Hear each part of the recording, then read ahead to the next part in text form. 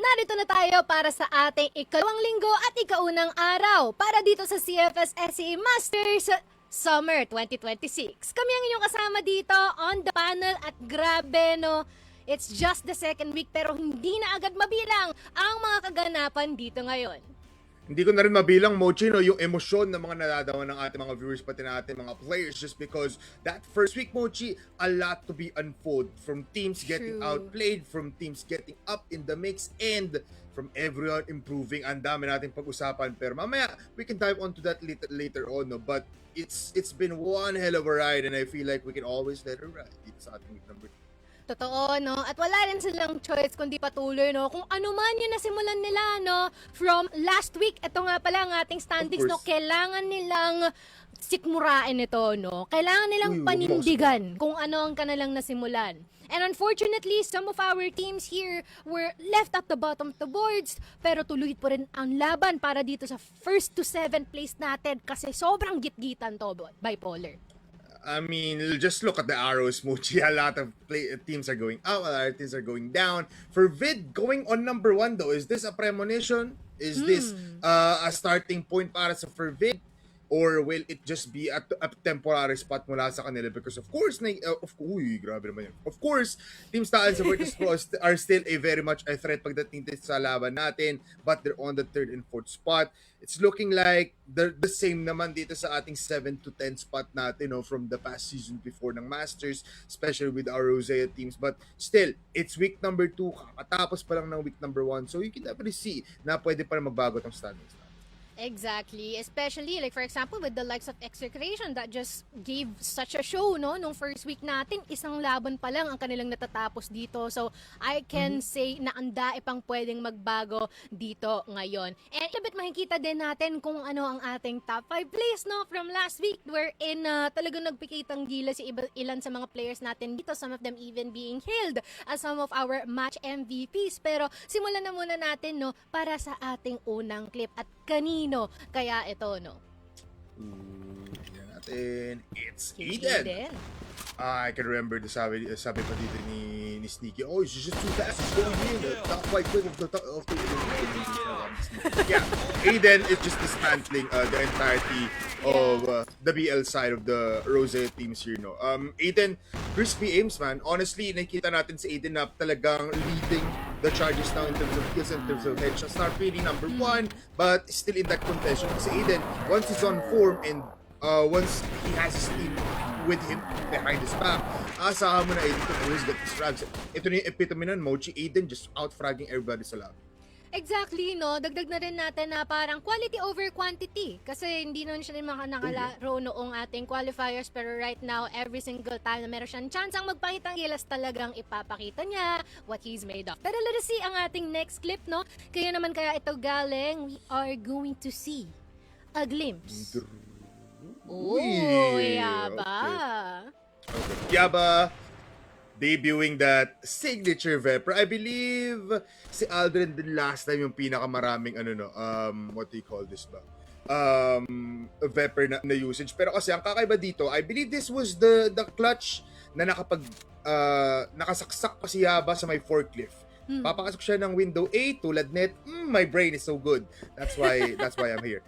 So, ito yung parang nagulat tayo na silaksa pa nga ni Yaba si Drones dito, no, despite was just basically digested papunta dito sa may CR natin.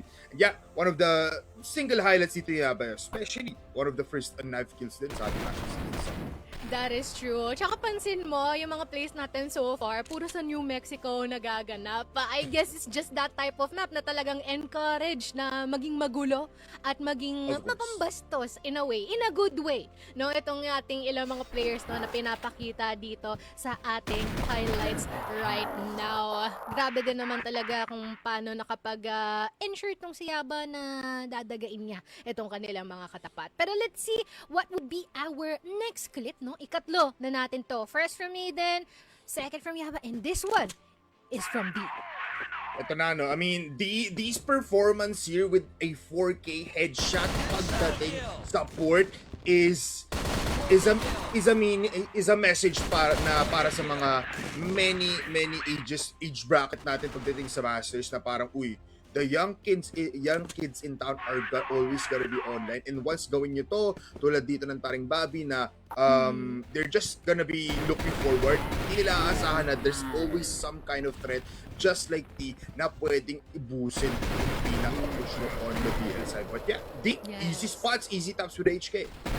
And also, props din kay Lance, no? Kasi parang naging first contact siya dito, no? Para silbing panggulo para dito, no? Sa kanilang mga katapat. Pero di just made and took advantage of the chance, no? Habang hindi nakatingin din yung mga kalaban nila dito. Pero let's see our fourth clip.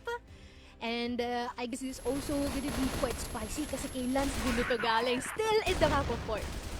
Ito na I mean, I hate to say it, but Rosé teams are eating up a lot of our highlights right now sa ating top number 5, no? Sa simula ng ng ating araw in the second week of Masters. But yeah, look at this. It just provides for Vid a spotlight din, no? Not just Lance, not just Steve, but for the entire team na parang once they're on the groove, once they know already what the scope of the match is, and nakikita mo rin agad dito yung basically awareness ng ating teams. Just like Lance, I can instantly just go for a 1v5 swing here.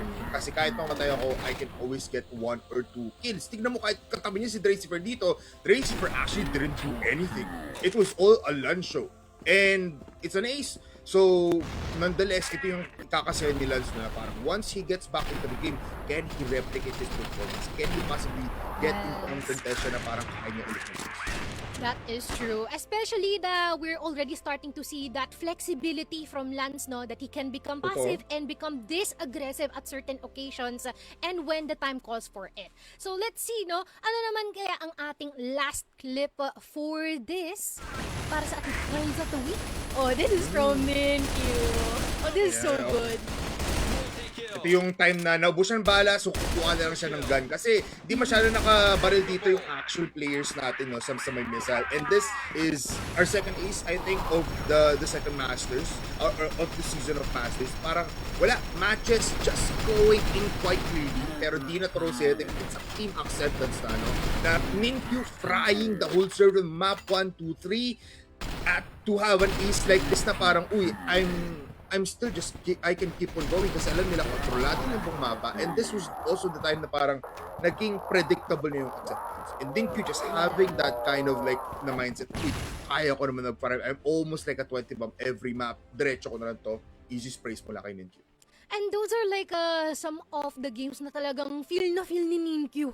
No? Parang sabi na ni Vincent, buksan mo na yung kulungan, pakawalan mo na si Ninkyu. And then that's already it, basically, to sum up the round. And that is just so nice, no, na nakita natin ang ating mga highlights from last week. Pero tignan nga natin sino nga ba ang ating mga top fraggers so far. Kasi guys, shifting to Ngayon, CBN will be getting the top 1 spot, followed by D, Paul, JJ, and as well as Kano. And despite the loss that they suffered upon from execration, 2 of their members are still here by Polar.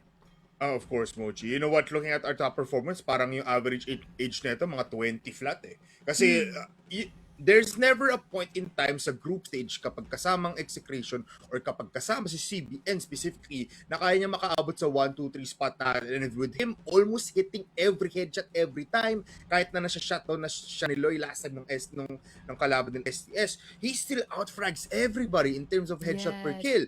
But for D and Fall X, feeling ko naman, these are the ex-boys nonetheless, no? Pati, eto si D, nung lumipas siya ng Forbid, these two players, hindi nawawala yung performance nila, Mochi, na parang under pressure at a young age, you can see them still out-fragging everybody as well. Pero JJ and Kano, medyo shocking na nandito si JJ for me, but since Kano is still here, hindi naman nakakatakot na nandyan si So On Cold Coach Tanks, no? Yun kasi ginagamit ni JJ sa mga pubs ngayon, eh. Na parang still very much a force to be reckoned with. Good thing lang though, a little bit of last thought sa akin, considering Fall X, di natin nakikita yung group stage Fall X na hindi kayang pumatan.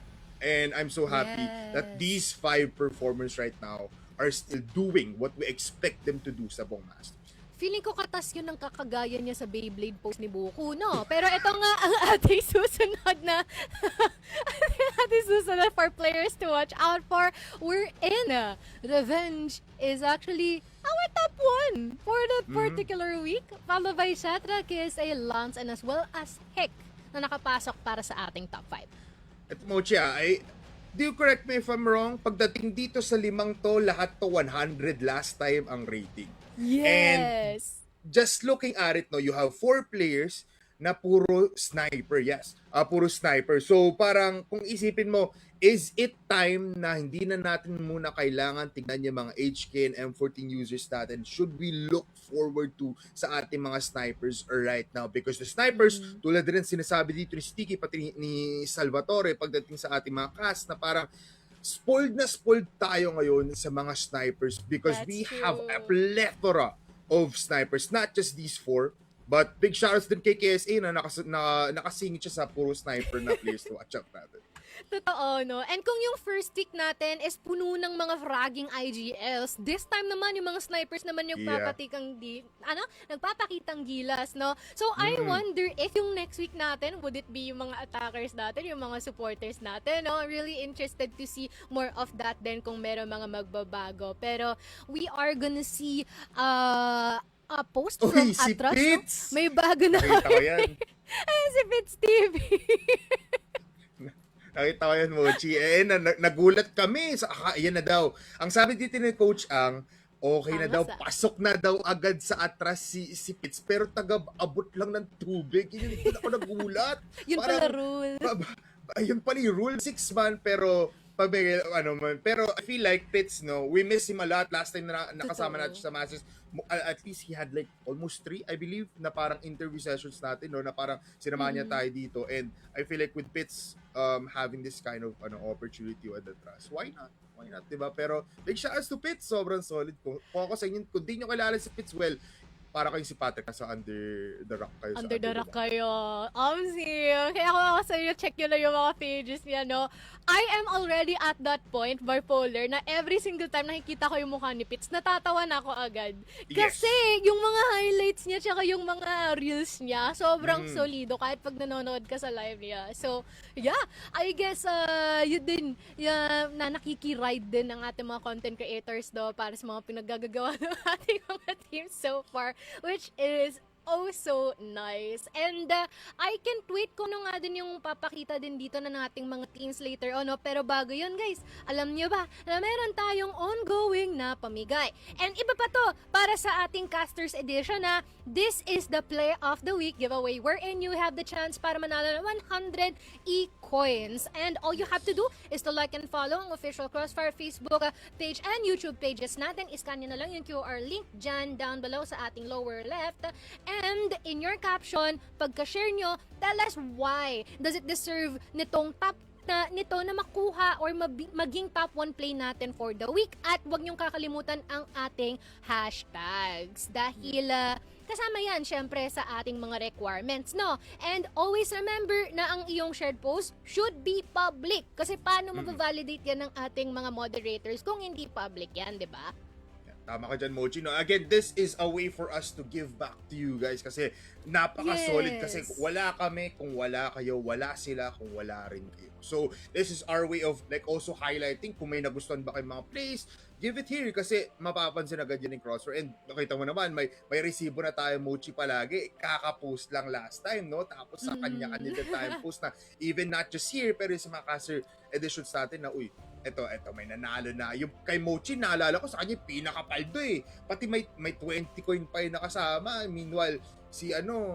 Meanwhile ako hanggang ang dami din pero hanggang 50. So sobrang solid po. Sa inyo, check nyo na yan and give us your play of the week kasi baka ma-feature din kayo. Might as well sa ating Facebook. Yes, so grabe no, daing pamigay. Meron tayong per week na pamigay from the casters, tas meron pang play of the week wherein you have the chance to get 100 e-coins worth. No? So, guys, again, no, maraming salamat sa suporta and kung ako sa inyo, sumali na kayo. If hindi kayo, sa kasamang palad, hindi kayo nanalo from our last week, okay lang yan kasi every week meron. Remember, it will run from last week until mid-July. Again, until mid-July. So, ako sa inyo, entry lang kayo ng entry dyan. Yeah, and more chances of winning, Mochi. Ang tagal niyan. So kung ako sa inyo, i-check Yes. nyo na yan every time. And I believe, Mochi, meron pa tayong mga susunod na iba pang giveaways. No? So abangan nyo lang every time sa ating panga page. Kung gusto nyo ng more chances of winning, well, there's more post True. up ahead. So, hindi kayo talo dito, guys. Sinasabi namin sa'yo, this is a way for us to give back to the community. And the community, we love. We Yes. love po. Maraming. And also, singit ko na rin, para rin aware kayo, ang posting natin every Thursday para sa ating yung simula nung for the week na caster giveaway. And then, ang ating announcements is every Wednesday ng susunod na week. Okay? So, keep in mind that para din na updated kayo. Meron din yan sa official website ng CrossFIRE as well. Okay? Okay. Okay.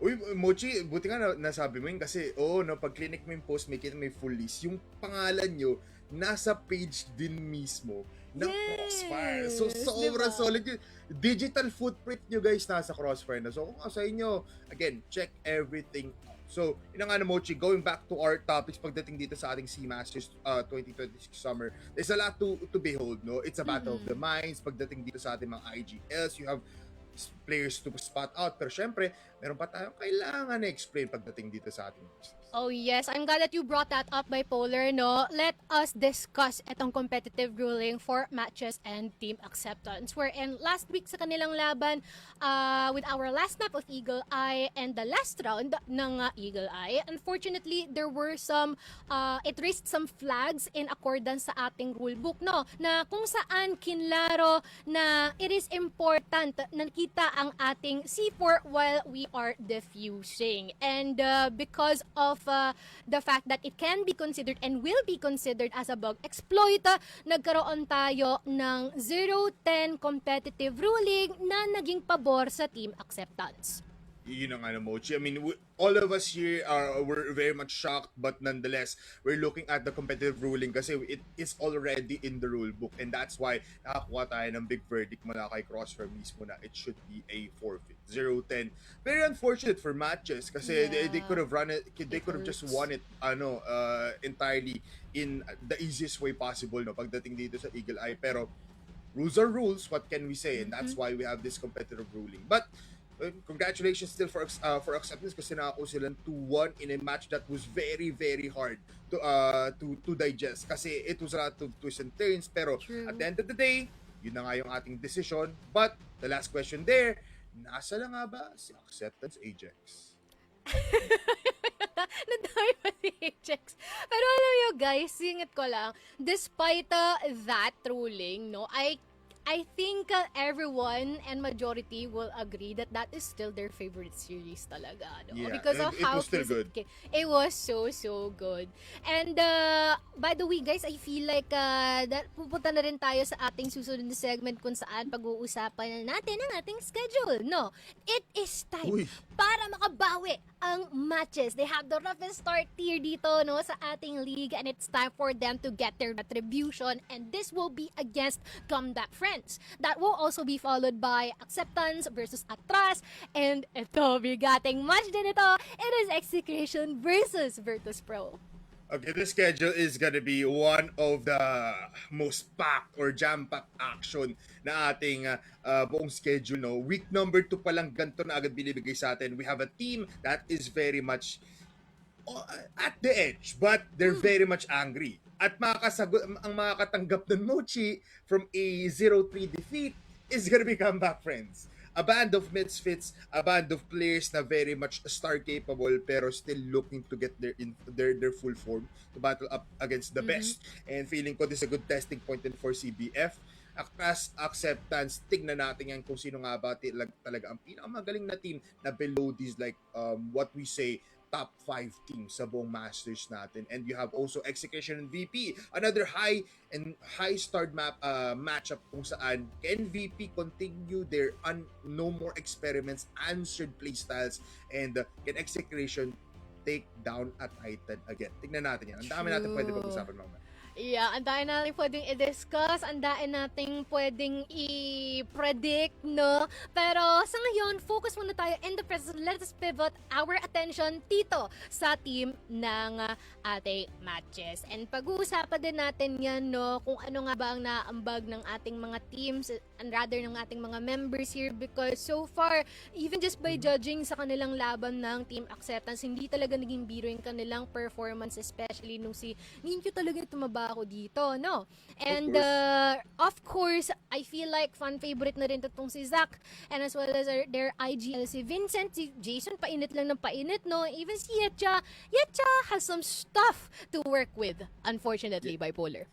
Yeah, Yetcha still a question mark, but we know kasi Yetcha has this like star power na pag talagang nabanat na si Yetcha, he can easily outfrag Ninkyu and his own team. But yeah, I love na na-incorporate nga dito ni Vincent yung buong playstyle nila, that the trust, the bond of these five players are getting better at the second. Yes, their performance are met with defeats, but those defeats can only become a fuel para dito sa matches na mas gumaling pa. Kasi kung di nyo napapansin, Ninkyu is very much topping the rankings right now in terms of KDs and in terms of multi-kills. You have Jason na na-let loose na from the IGL role now, just a pure attacker na pwedeng gamitin ng IGL nilang si Vincent, na si Zach, na very underrated player, na still not just a sniper na kailangan nating tignan, but also a player that's looking for redemption.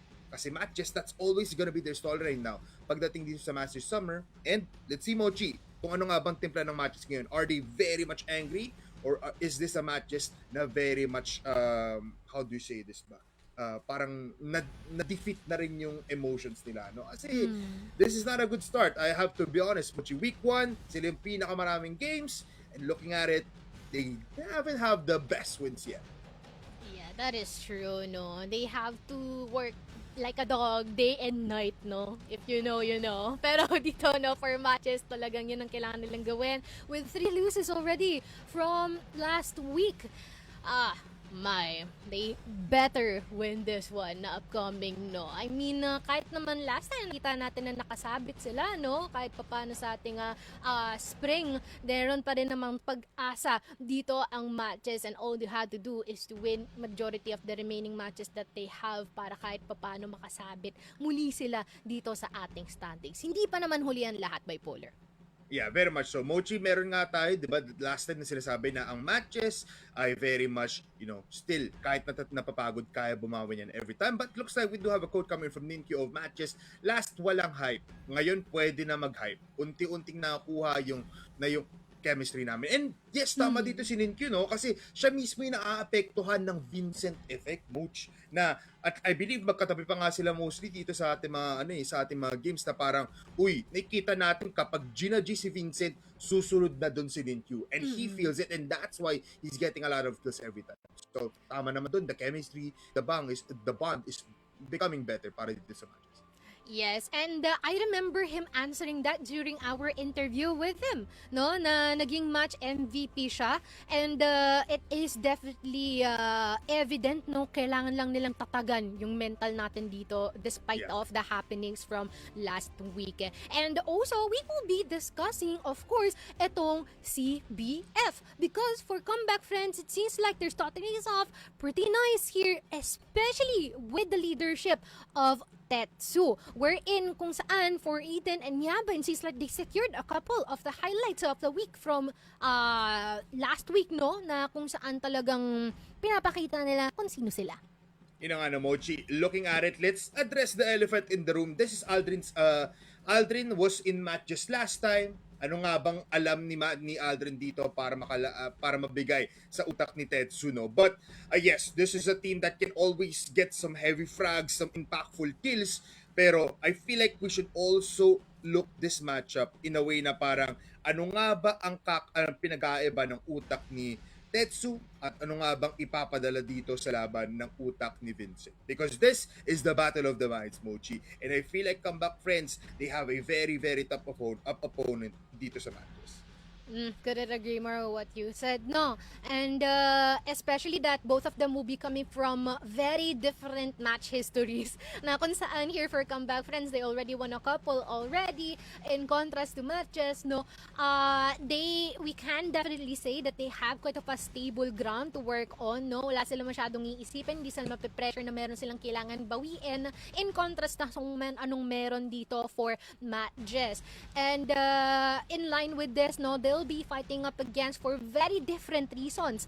And especially, naidagdag na rin natin that when it comes to some of the players to look out for, no, other than sila Eden, parang pati si Aldrin, no, meron tayong mga nakikitang sparks and glimpses. Pero sabi ni Tetsu, expect nyong mas magiging disiplinado kami at aayusin namin ang rounds namin in the future. Ito ata yung last time na ini-interview natin siya. And hindi daw nila sure kung ano yung particular direction for CBF, but ang focus nila is just improvement, bipolar. Yeah, I feel like the name of the game here for the first 5 or 6 matches ng buong group stage para kay Tetsu and sa Comeback Friends is to really find that niche na meron sa Comeback Friends. Kasi nga, yes, they know they're capable. Yes, meron silang galing at lakas pagdating dito sa early rounds natin, or at least in form or in physical form pagdating dito sa individual players natin. But of course, kailangan nilang lalo gumaling, and that is from those mid-round things and as well as sa calls mula kay Tetsu. Because if that doesn't happen, well, anong magagawa ng mga individual players natin? Masisira at masisira. At tignan naman natin, no, ang ating head-to-head na kung saan talagang yung mga IGL pa ang pinagtapat, no? Paano nga ba makokontras itong dalawang IGLs natin, bipolar? Ito yung parang you have a Vincent that can give you a different taste every time, but that different taste is always going to be calculated because he has intent with his plans. Meanwhile, kay Tetsu, he has plans within the fight itself. And nakausap nga natin siya sa last na mga questions and answers natin, no, na parang yung isang sagot niya na nga dito is they always need to trust each other kapag executing calls mid-rounding kasi lahat yun manggagaling sa kanya. So you have this kind of like approach mula kay Vincent na very forward pero sa simula pa lang mangyari. Meanwhile, Ketsu, hayaan niya munang magluto yung mga plays niya saka siya gagawa ng mga mid-calls. And that kind of contrast kailangan natin tignan, no? Kasi it's gonna be very different pagdating dito sa ating mga.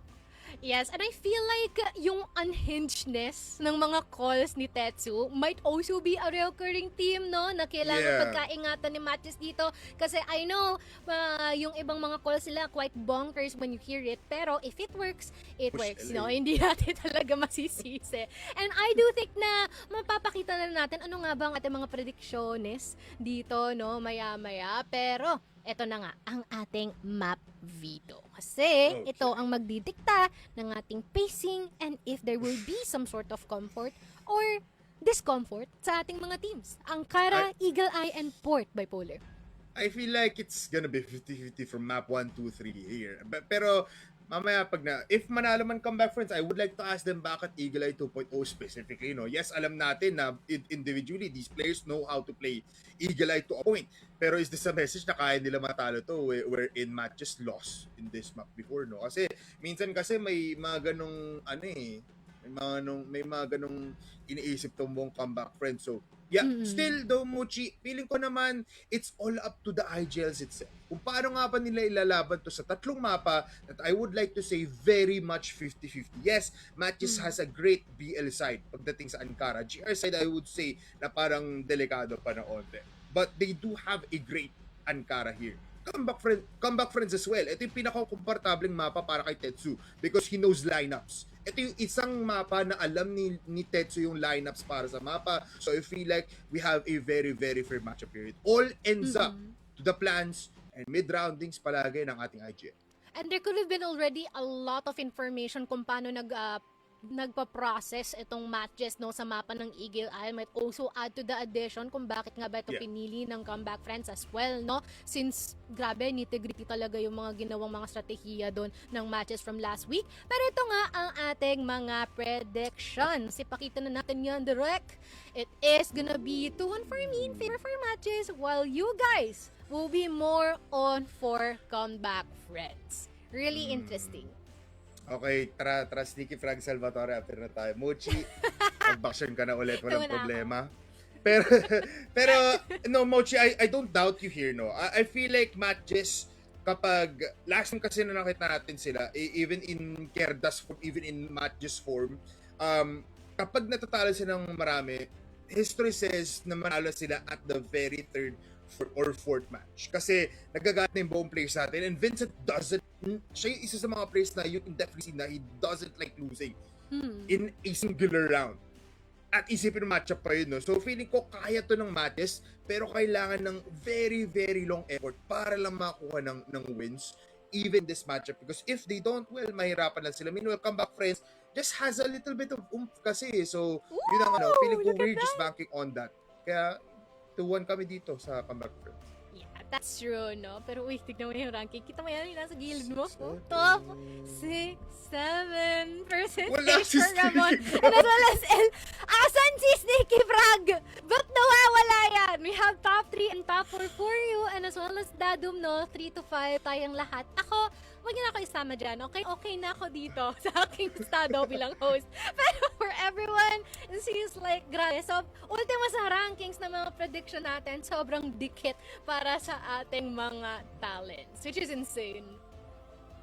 I mean, it's pretty insane din, Momochi, na parang may kita natin dito yung ating community polls na still favoring ComebackFriends a little bit, no? Are we really banking on sa aim and sheer power ng ComebackFriends? Or may nakita nga ba tayo lahat na parang kaya to ng ComebackFriends ng kahit na very calculated yung mga teams na makakalaban nila? Yeah, that is true, no? So, all up to you, matches. Prove them wrong. But here for ComebackFriends, chill-chill lang sila at stable ang kanilang mindset dito, and I hope na nakapag-reset kayo after such a gruesome week last week. No, pero I feel like it's time for us na magtaon ng backup para mas lalo pa na ma-dissect itong ating teams. Let us call on our casters para sa ating unang series, Salvi and Sneaky Frog. Yo. Hi guys! Hello! Hello po. Welcome dito sa ating desk. Parang mga bago lang dito, no? Hello po. Pero welcome dito, no, sa ating desk, Sneaky Frog. It seems like a lot just transpired last week, and it seems like yung schedule natin today sobrang tindi din. Ano ang ating pakiramdam so far? Yun nga, I'm actually feeling excited para sa week na to, considering na yun nga, week number 2 pa lang, or actually it was the last week na ang dami na nangyari agad dito sa ating start ng season. Obviously storylines already unfolding, no, para sa atin dito sa group stage. A lot of teams still in contention para dito sa playoffs, and especially these two, no. Napaka-excited ako for this one, Mochi, kasi just like a certain bank robber in the Ballad of Buster Scruggs, yung CBF sasabi nila dito sa matches when they have the noose around their neck. First time yung mag-come back from a very hard deficit like this. This has already been done in the Swiss stage para dito sa CBF. So it's basically the same road pero different circumstances para sa dalawa. That is true, no? All about the timing. Parang papunta ka pa lang, pabalik na ako. Ang ating naging atake dito, no, ni CBF. But how about you, Salvatore? Any thoughts about everything that's happened right now? Kasi all over the place, eh. No, Mochi, sinabi mo nga na papunta pa sila, pero nakakasiguro ka na hindi pagagarahe yung ngayon basta-basta yun. O tulad na lang din dito ng matches na di man ganun kaganda na kanilang simula, pero ilang beses na natin sila binigyan ng storyline talaga na from the depths of hell, aangat talaga sila para makapasok ng playoffs. At nakaka-excite na naman talaga makita yun na mag-glow up ang standing ng matches, considering na mas lalo pang magiging intense yung competition nila. And for a team na gusto nga talagang mag-comeback, syempre aabangan talaga natin yung growth na itong matches na to para makatungtong sila ng playoffs. Speaking of excitement, excited din ako na makita ano nga ba ang ating mga watch points or pointers to look out para dito sa ating mga teams. Out for revenge nga ang ating matches ngayon kasi dito ay Polar. Yun na nga, Out for Revenge is gonna be the name of the game, not just for the entire team, but specifically for Yaba and Aldrin, no? Because if you think of it in a way, these two players, ito yung talagang heavy fragging pagdating sa last time. And since they do know a lot of these players coming from ComebackFriends, it's gonna be personal na parang, uy, sige, baka iniisip nyo na dahil 0-3 lang sa first week, madali lang kaming kalaban. Well, if you think about it, that cannot happen this time. Kasi if tuloy-tuloy dito yung lose streak ng ating matches, I hate to say it, my doubts of matches from the previous season, feeling ko madadagdagan lang yung todo, no? Kasi it's really a tough time. So I feel like, yes, revenge is the name of the game. Kaya wala dito si revenge. Pero if you think about it in a way, kaya ni Abe, kaya ni Adam, kaya ni Vincent, lahat ng buong matches, kaya nila. As long as hindi lang umabot map number 3. If umabot na map number 3, I feel like hindi na sila makakuha ng big matchup win. Yeah, baka tayo, makamabusan tayo ng gasolina kung sakali. Pero let us check ang ating next, ang kapalit ni Nayaba at Aldrin, Sneaky Frog.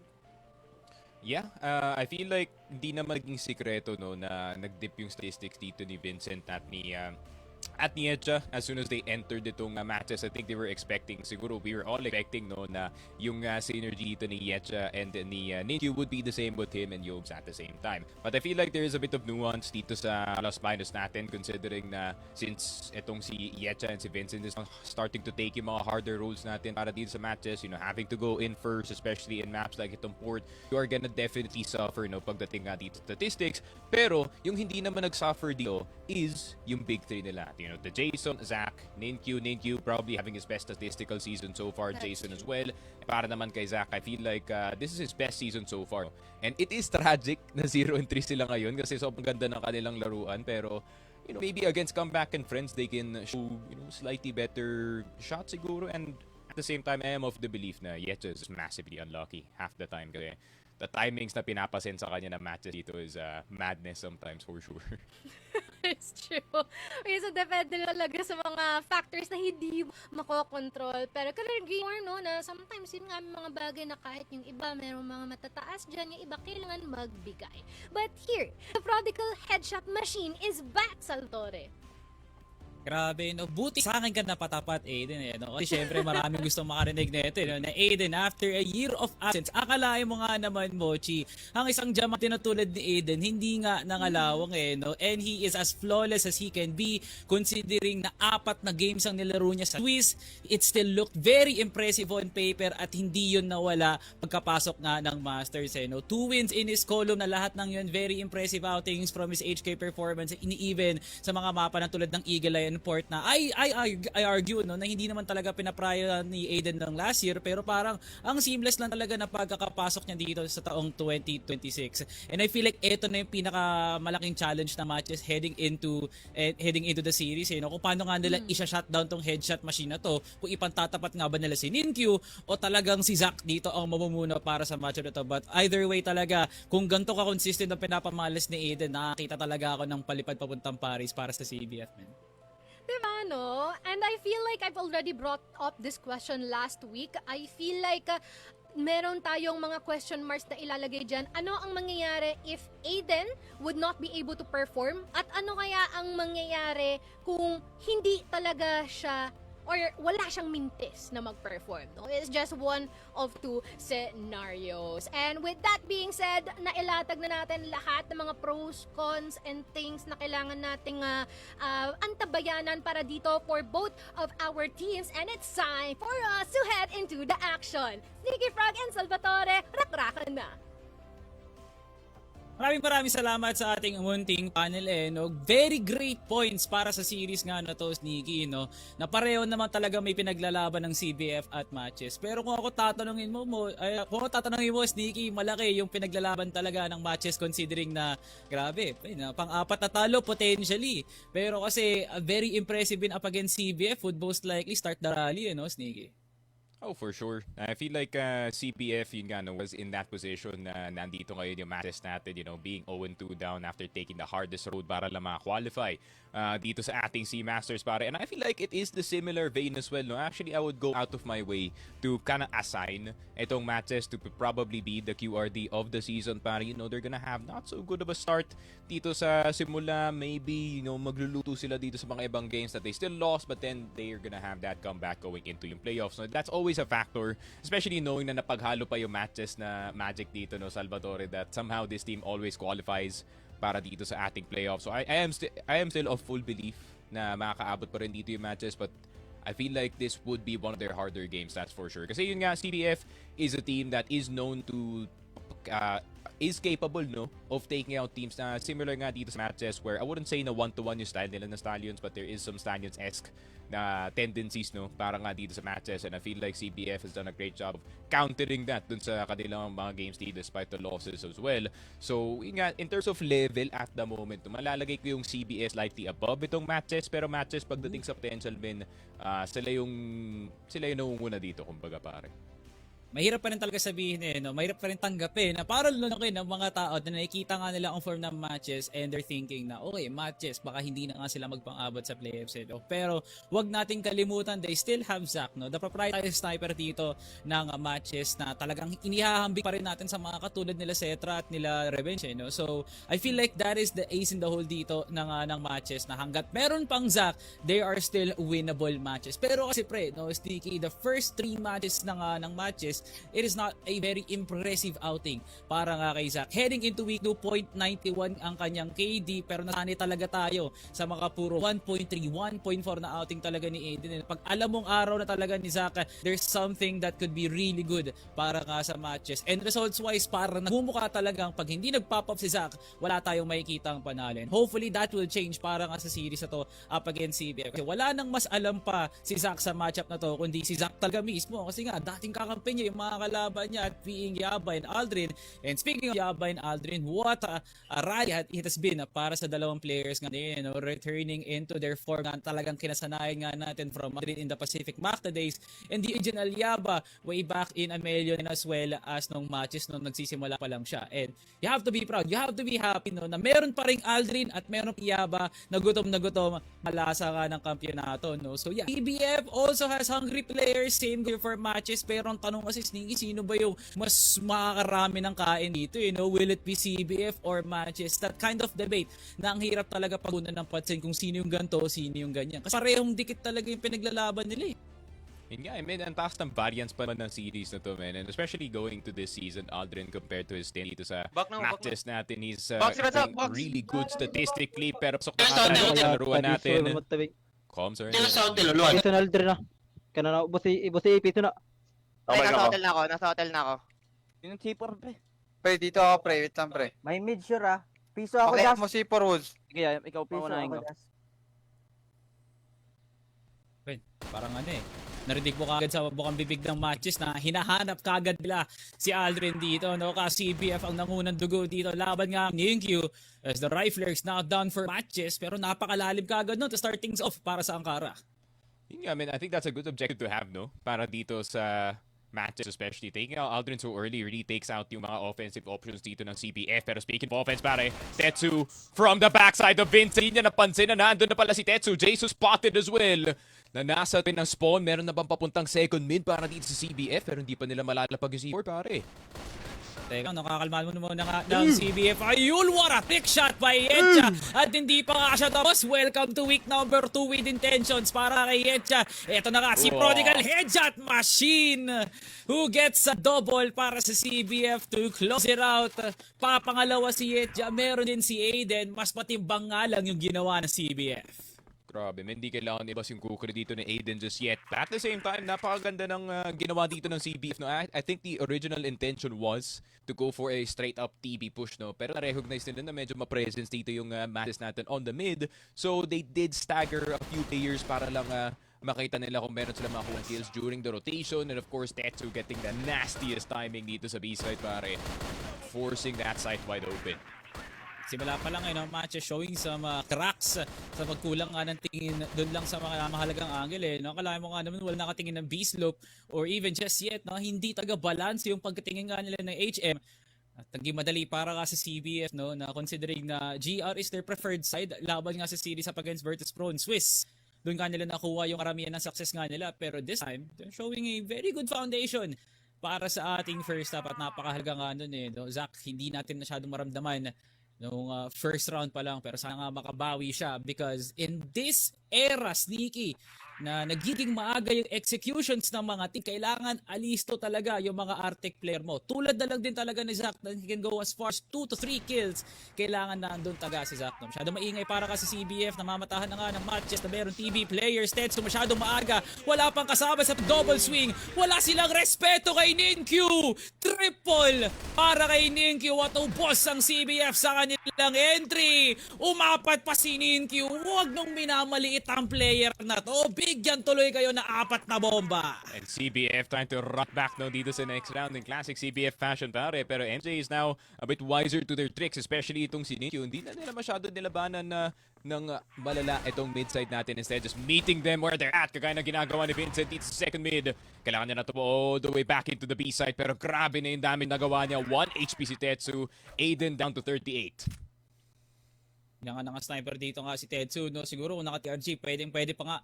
Matches now elevating their defense, stacking up as huge as dito nga sa loob nga ng B-side to set up the CROSSFIRE sa second win as well as to set up the high-low.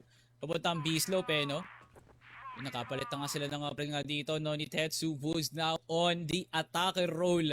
Baka sakali lang naman talaga Tetsu trying to be the counter-rotator para nga sa CBF.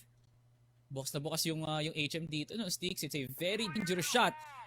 Pag nagawang time ng to ni Tetsu na makalampas ng LA heading into exit, pwedeng masandwich ng matches at pwedeng ikadelay nga leon. Pero aga na nga ni Aldrin with a very good trade para nga kay Vincent. Huge 4v4 action. 1 minute and 16 on the clock. Sneaky Yaba na entering palabas nga ng hotel. He needs the second one. Zach sumala. Pero tumama pala doon ni Woos. Bang intentions ang gusto dito ng matches. Pero ito nga 3v3. Purong dugaan na CBF Sneaky. Yun nga, Zach on half HE pero meron pa siyang HE dito that can take out any player that is alive para dito sa CBF.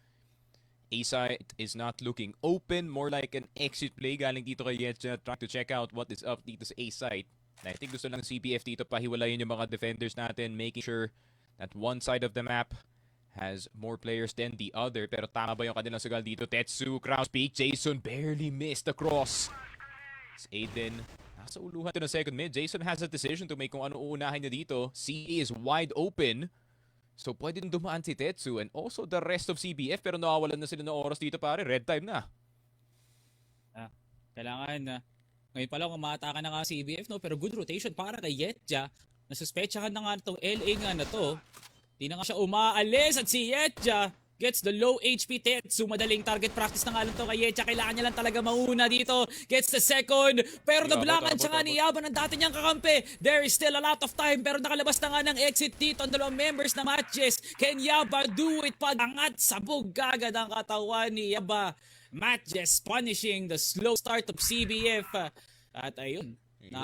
Naisira na nga ng MATTJESS dito ang matihan. Very, very aggressive start para sa GR ng MJ. Yun nga pare, and Yaba DC mid-plant. I think that would have been an attempt pare, but at the same time, nandun na sa exit kasi layer natin. So, yun nga, what can you do about that situation? Pero of course, it's just gonna be a dead round of course para ayusin yung kung ano man problema dito ni Yaba sa kanyang PC. But at the same time, what a game so far, no? Dito sa dalawang teams natin, we can see the strengths of what MATTJESS can do dito sa kanilang GR side. Of course, Ninu popping off early, no? Dito sa ating GR, which is a good sign para sa MATTJESS, no? A team that is a bit reliant pagdating sa kanilang mga good starts, especially sa mga ibang games nila up against itong acceptance and up against itong yung previous teams na na-face nila, but not so much dun sa Virtus Pro, no? I feel like the way that Virtus Pro beat itong MATTJESS is really just removing yung contents nila entirely pagdating sa kanilang game, you know, and kind of forcing them to play a crossfire or a type of crossfire na ayaw nilang laruin. So, CBF, I don't think they're gonna be doing that pare kasi yun nga, yung style nila is fighting tooth and nail, you know, fist fighting in towards that mid side, but at the same time, no, may naging intent na rin itong CBF pagdating sa kanilang mga pushes. May objective sila pagdating sa ganito. They want to take CA control. They want to take early B control para may opening dito si Aldrin. So, we are seeing a lot more 2-man, 3-man moves, no? Galing dito sa CBF na papatin ko. Yeah, definitely not. Kailangan talaga maista ka ng maayos to ng matches no? Good read doon nga sa loob nga ng B-site na kailangan may tao sa RS para makita kagad yung HM. Yung pagiging matyaga talaga nila Zach at nila Jason na gawing split yung defense nila is very, very nice of matches no? Na natuto kagad sila early as round 1. After nga nun, pre, hindi natin kailangan mag-stop ng CA, hindi na kailangan tumingin ng B. Let's play the strong side of the map which is our very own RS. So, good mentality para nga sa matches no? CF isang maganda pang diskarte siguro para puteryehin yung mga early actions ni Zach and as well as nila Yab, no? At yung collective aggression talaga ng CBF minsan nagkakaroon nga talaga ng pagkapalya dito, no? Pag walang nakukuha si Aiden, pag walang nakukuha si Aldrin, it is going to be the start destruction ng CBF kasi yung mga reliable na towers na kakailanganin mo talaga makakuha ng space no? So gumana yung round number 1, gawa ng nandoon si Tetsu creating that kind of action na nagulat nga sila, nakapasok na dito ng Beastlo, pre, pas na hindi na nag-alam. So kung ganun, kung kaya nilang gawin ng round number 1, I do expect na magkakaroon ng major adjustment ang matches kaya nila nagawa ng round number 2. And CF is a team that wants to play reactionary pero si pre, limited lang ang resources dito ng CBF. And by limited, I mean bilang lang talaga dito kung ano yung pwedeng magawa ni Tetsu. Pagdating talaga sa pag-shot call, mali kayo na pinasukan nga na site ito no CBF at purong tao ng matches ang laman ng LA Ninkyu. Wala naman kayong binatong util para sa nagbabantay na Ninkyu at anong naging resulta, kamatayan para sa CBF. Gusto nilang gawin yung Stallions Corans Wing no, dito sa long, kaso dalawa lang sila na doon. So I think the effectivity is kinda up in the air para dito sa MATTJESS. And this is now the version of MATTJESS na ayaw mo. Kaya yung CBF confident, laughing, and chuckling all throughout. And at the same time, Ninkyu starting to mount that confidence once again. Kakagaling nila ng 4Ks, now into a 2K. And antayin na lang natin na magpa-off dito si Zach. Zach, not gonna lie, his map presence could be a lot better, no? Especially pagdating nga dito sa B-side. Pero pag mainit itong sniper men, the continuous denial will begin. Galing sa kanya men. Oh, what a nice shot by Aldrin. Defying the physics dito habang nagraratol sa kanyang HK. Sa IBR ka lang nakakita ng ganun. Pero syempre si Aldrin na yan. The greatest experienced player dito sa loob nga ng lobby na to. Kailangan may unting ounce na respeto madlan dito ang matches, no?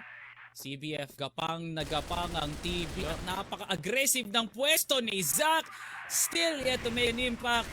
As early as now, buti na nga lang nare-recover nga ni Ninkyu and Jason now getting sprayed down. Gumagawa na milagro dito si Vincent sa kanyang lurk pa hotel. Pero si Yetja na nga lang natitira. Walang gawa ang kanyang USP.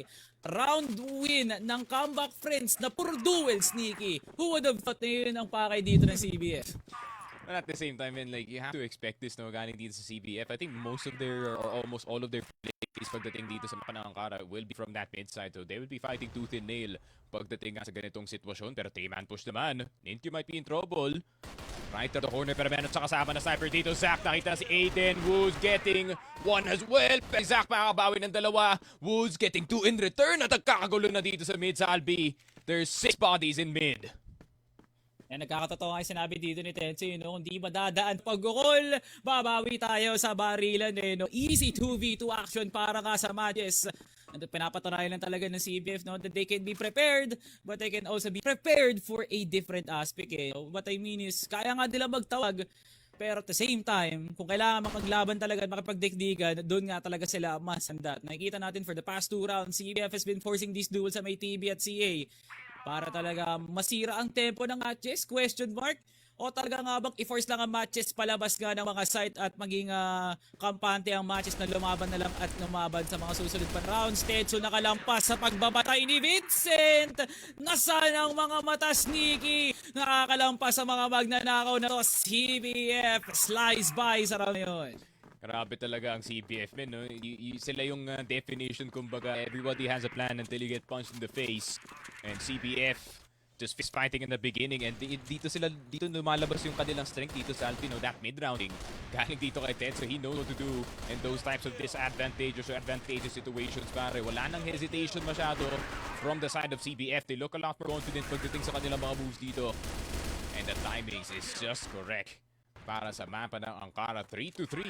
MATTJESS, kailangan pa nila bumawi dito pa. Parang kailangan pa nilang kontrolin yung laro, but at the same time, hindi na pwedeng i-greet itong CBF Met pagdating sa baka fights eh. Sabi mo ba, mid-round, tas Tetsu, in the same sentence, nang di mo man lang naiisip na may mid-round ba talagang ginawa si Tetsu doon kay. Siguro, sinugal niya, HM, baka pwede pa, pero kalahin mo nga naman talaga gumana yun, for Tetsu. Let's see kung may iaabot pa nga talaga dito, no, yung mid-round ni Tetsu, which is considered as one of the most respected things na meron dito, ang CBF, other than the fact na meron nga silang mga pure aimer sa roster nga na to. Ninkyu, grabe ang likot ng paa. Tinesting sa uluhan si Aiden. Akna whiffing na ko nga naman, Zach. What has happened to this player with a higher president in the same wavelength as sa Revenge? Kailangan niya na nga makabawi nga after that first shot mula sa HM. Makakuha nga siya ng isa pero Aiden nakalapas nga din. Hindi niya alam na palabas nga ng RS. Good clear. And Aiden gets the flick of his life to get the headshot.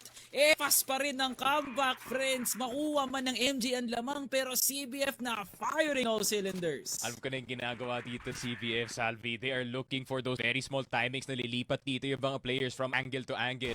And once they do spot the player in a very bad spot, doon na sila papasok dito, similar to what happened in Zach in that last round and similar to what happened to Ninkyu sa round na to, pare. And alam nila medyo magalaw yung matches when they throw anything or everything dito sa mapa natin like an odd smoke or an odd nade dito sa mid or sa site. Hinahanap nila yung reaction and the in-between timing dito na matches, pare.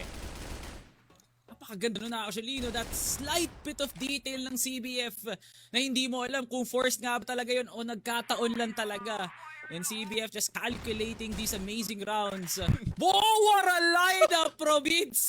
Tetsu, akala mo sip ka. Grabe ka na doon, Vincent. What an angle. Sa malupit na lineup na magagamit talaga namin ni Sneaky pag nag-pub game kami. Thank you so much, Boss Vincent. Pero tuloy pa rin ang pagka-stack ito ng CBF sa may LB. Good shot for Alden to force the 4v4. Still winnable round para sa matches habang sila nasa kanila ang depensa ngayon. Ayun nga, man. And this is gonna be CBF trying to find that odd timing na sinasabi last round, no? Kung sino yung gagalaw dito. Maybe Ninkyu wants to go from the ramp side into hotel. Gusto niya i-check. Or into TB. And kailangan lang talaga maging careful, no? Kasi yung matches naman yung magpipeak pa loob dito ng CBF. And that's what CBF wants, pare. Ba? Trying to check. Pwede na nga lang magmasid dito nga si Yaba. No, madiskarte siya tumingin ng HM pati na nga rin ng TB. Yaba. Very good possible play. No? Si Ninkyu pang nanalo. Yaba, what has happened? Nagkabalian ng leg doon sa loob ng CA6. Pero kailangan na ipagpatuloy ng CBF dito. No compromise na nga dito ang kanilang pwesto. At alam na nga ni Zach, purely based on instinct. Who's good timing? So tating na Zach. At naisumbong na nga dito, no, Aldrin, ikaw ang pwedeng maging tagapagligtas dito, no, as he gets the plant. Aldrin swinging, wala pa nga smooth, medyo matagal. And there goes MATTJESS with an amazing 3v2 retake. Ang grabe, man. I feel like that was all on the CA player king, no? Dito sa Alvi, kung hindi gumana dito si Yaba, dito sa CA, that entire game plan would have been cancelled. Napakasayang noon from the side of CPF. At the same time, really good shots galing dito in Ninkyu and Zach hitting his as well. So 4-4 matches. It's a neck-and-neck game actually dito sa Ankara map natin sa Alvi. Alam natin ang CBF was able to get a huge amount of momentum nung nakuha nila yung dalawang rounds ngayon from very impressive entries from Aiden and Woos. Pero clearly, no, MATTJESS ginamit sa CBF ang sarili nga nilang playbook which was siguro laban na laban, no? Pero CBF trying to take a very dangerous A-site, no? Habang nakahayo sila Yetja at Jason. Wala atang karikon-rikon dito ang CBF para ma-check man lang kung may tao. Kaso may nagparamdam sa top A. At ayaw nga matahan nga ito ni Tetsu. Good decision. Pero possible na pwedeng maiwan ng isa. Hindi nga pre. Kinukomit na nga nila lahat ng mga angle ng site. Nang sama-sama sila nila. May, no, usually may counter lurker ka sneaks. But right now, CBF wants a systematic approach na lahat talaga ng players na available papaganahin nila pagkapasok na site. Very good touch para sa CBF. Yeah, I think that they're trying to catch the opening player as well, no? In the on timing. Kaya dito sa matches, maybe may gusto sumala dito sa EA considering tatlo sila nasa A site. Pero Vincent, huwag ka magkakamali ng tapak dito para smokes are gonna go down. And he is aware na meron ng B-push na nangyayari dito. Pero double jump galing kay Vincent. Just jump checking actually. 3 players spotted na dito sa rampa. Meron sa hawak na flash. And mamamatay na siya dito. El Capitan Violence dito sa ating bean site. And Jason, inside of RS. Wait, Yaba. Nakalabas pa dito ang MATTJESS. Wala pang tao na nasa hotel. Someone has to send it there. Yaba, tabi na nga ng kalaban. And that's easy. 2-tap para sa kanya. Ninkyu with the trade. How does he got that? 3 versus 2. Woos, nakuha na si Yetcha. Ninkyu na lang natitira unless you get the most insane pick behind you, pare. Hindi na mangyayari yun. CBF taking advantage of the weakness dito sa B-side natin, pare. MATTJESS not even attempting to get TB and or hotel control, men. What a post plant by CBF, as impressive as ang ginawa doon ni Yaba, no? The right timing para pangawakan ng B-slope. Kasi nga umiikot si Aldrin, pre. That is a very nice touch para nga mautusan Tetsu no si Aldrin na, pre, libreng-libre, bingguhin mo na lang, kukunin mo na lang taga. And everyone was so distracted na pangunahan kagad ang batteries. Nakalimutan nga nila na post plant to ng CBF. Pwede pa rin makaikot, no? Multiple duels forced ng MATTJESS. Pero syempre, no, only limited vision ang nakita nga nila, especially from the smokes na binabato nga nila Tetsu at nila Woos. Very well played para sa CBF, pero mas maganda pa talaga yung naging effort ni Yetcha at nila Ninkyu. No, they were able to go as far as forcing that 2v3 scenario. No, umunti-unti nga talagang makapag-scale ang matches. But right now, that is the least of their concern dun sa mga nangyari ng first half. Ngayon, alam na nga nila na Aldrin and Aiden can fight. Si Woos, medyo shaky pa, hindi ka nakakasiguro sa isang coin flip na player na si Woos na pwede niya ngang idomina yung GR dito, no? Pero MATTJESS with a bit of a hint na kaya naman talaga ni Ninkyu, kaya naman nila Jason at least show up early, no? Habang CBF medyo maligamgam pa, kailangan ngang painitin na nga ngayon ng MATTJESS ang laban because this is a momentum-based set number 1, no, Sneaky. Kita nga naman talaga maraming nakuwang CBF dun sa post-plant na. And it doesn't help na statistically, no, mas pagaling talaga yung MATTJESS pagdating dito sa BL side. And to compare, no, CBF's GR sides have been, you know, quite questionable para sa mga ibang mapa natin. A lot of teams have already came back from the offense, especially when CF is defending, and parang may exploit na mga ibang teams kumbaga how CBF likes to go forward, how CBF likes to, you know, have the opening move dito sa mapa, whether it is GR or BL side. So, MATTJESS may be having to practice a bit of patience dito sa mapa na nakakaroon natin, trying to find that opener, maybe galing dito kay Aldrin or kay Aiden, maybe even kay Tetsu from time to time. Ang tanong, CBF is the type of team to stop doing that entirely, pare, at maaaning ka talaga. Di mo talaga alam, eh. Same time, on off ang CBF na parang yun yung nagiging dahilan ng pagiging inconsistent talaga yun nila, no? Like, grabe. I could not understand the thing, pero ang alam ko lang, habang nangyayari yun lahat, sneak si Aldrin. Talagang may ginagawa ng pagnanakaw dun sa loob ng HM, eh, pre. Like, napaka-diabolical ng ginawa ni Aldrin. Pre, when was the last time you saw Aldrin play like that, eh? Na si Aldrin yung uutusan mo, hindi si Yaba na pangawakan yung Kuya Will, di ba? Grabe nga naman talaga. Kaya CBF, which has Aldrin and Yaba inside. Napaka-poetic nga naman talaga nito, no? Sneaky yung dalawang dating MATTJESS members ang nakabantay sa gustong lutube ng MATTJESS, and they get the first pick. Hey, Yaba, going to have to do some extra elbow work dito sa mapa natin. I think CBF was anticipating na dediretso sa mid itong MATTJESS. That's why they 3-stacked itong second mid. But the benefit of 3-stacking second mid is, of course, Tetsu will have a way to go for a full flank. Hindi niya kailangan dumaan ng mid. Pwede siyang dumaan ng arco. At dati hinahanap dito ng MATTJESS, eh. MATTJESS was also fully well aware na pag namatay yung isang player dito ng CBF, one player likes to go fishing dito sa mapa natin. Pero MATTJESS trying to pull the trigger early. Di papasok na lang sila dito sa A side. Aiden tapping away on the top of A. Pero wala na kasi dito kay Yaba na nasa room A. Zach finally getting the kill. Oh, pero Aiden, mamamatay rin dito kay Zach. Ang ganda ng USP. Pero speaking of USP, meron din yan si Woos. Zach, good crouch shot, pero Tetsu from the behind. Alam mo naman yan, Zach restab, and he knew immediately where to look in that situation. 40 seconds left, Tetsu. With all the time in the world dito sa map natin. Pwede siyang umikot papuntang RS. Pwede siyang umikot pabalik nga dito ng CA. Pero si Zach, papapalapit na lang dito sa may room A side natin. Probably the safest bet that he has in this entire top A angle. Zach, tinapansin actually. Turns around just in time. And MATTJESS will be getting the round. Na parang wala silang pinagalaban na losing streak, eh, no? MATTJESS is calm and composed dun sa post-plant nga na yun, eh. And definitely yun pa lang sa entry na ginawa nga nila para mapigilan nila si Yaba at sila Aiden. May kita mo na sneaky, puno-puno ng USP ang ating kill feed. Just goes to show, meron nga talagang inflation ng mga USP users dito sa loob nga ng tournament na to. Na ginagamit nga nila pang entry yun. Pero the one minor detail talaga is yung pagiging late ni Tetsun by a second para makapasok nga lang talaga sila. And Yaba does not read boxes perfectly.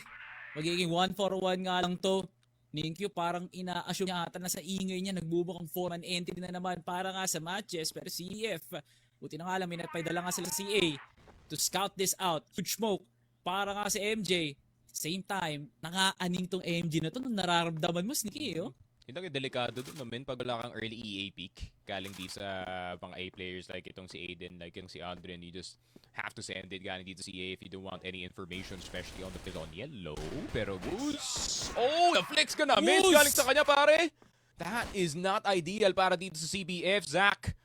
Nakabantay pa rin dito sa LB, but they already know that the CBF team is already moving dito sa mapa natin, pero ina-expect pa nila na lalabas itong si Tetsu. Si A mukhang hindi para kay Jason, but Zach, fast actions, no hesitation, and headshot na naman para dito kay Ninkyu.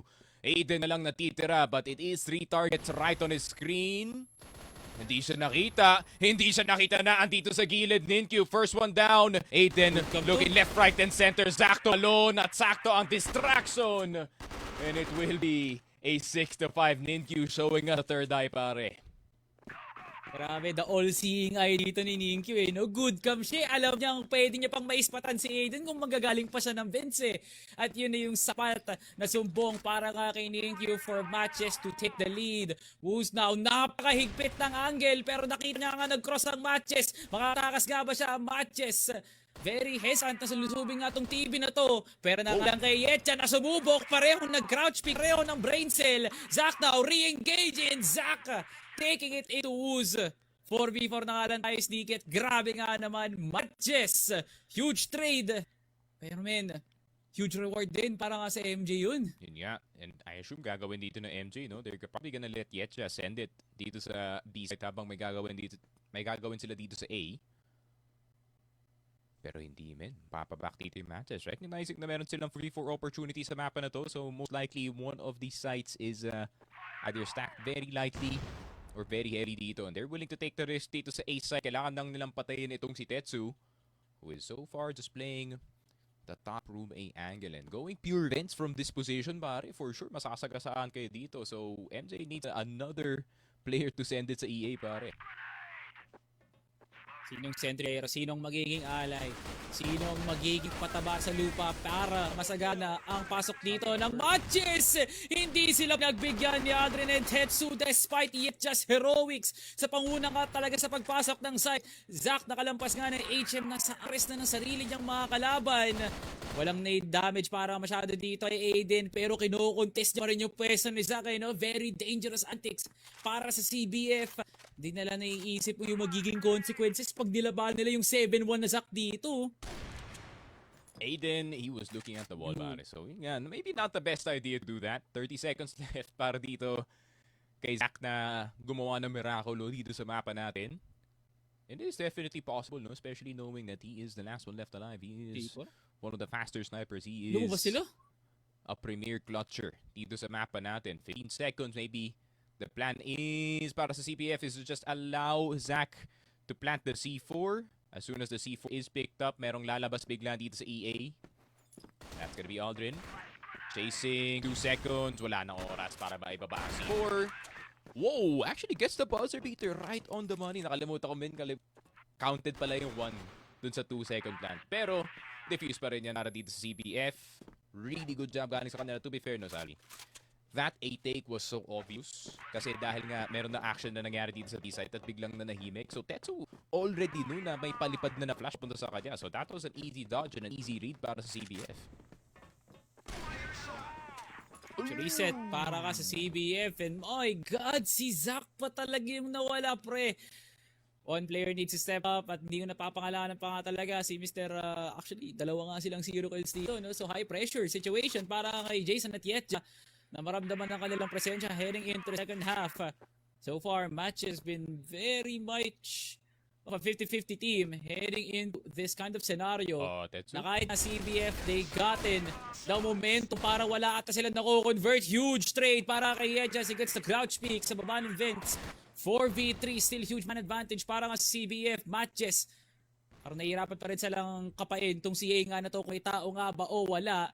At si Alvin, isang nakaharangan sa loob nga lang talaga ng smoke. They can begin this trade. Sneaky. But Jason na nakawan ng buhay dito, no? Yaba gets taken down. And they force the 3v3. Kaso piso na nga lang dito si Jason.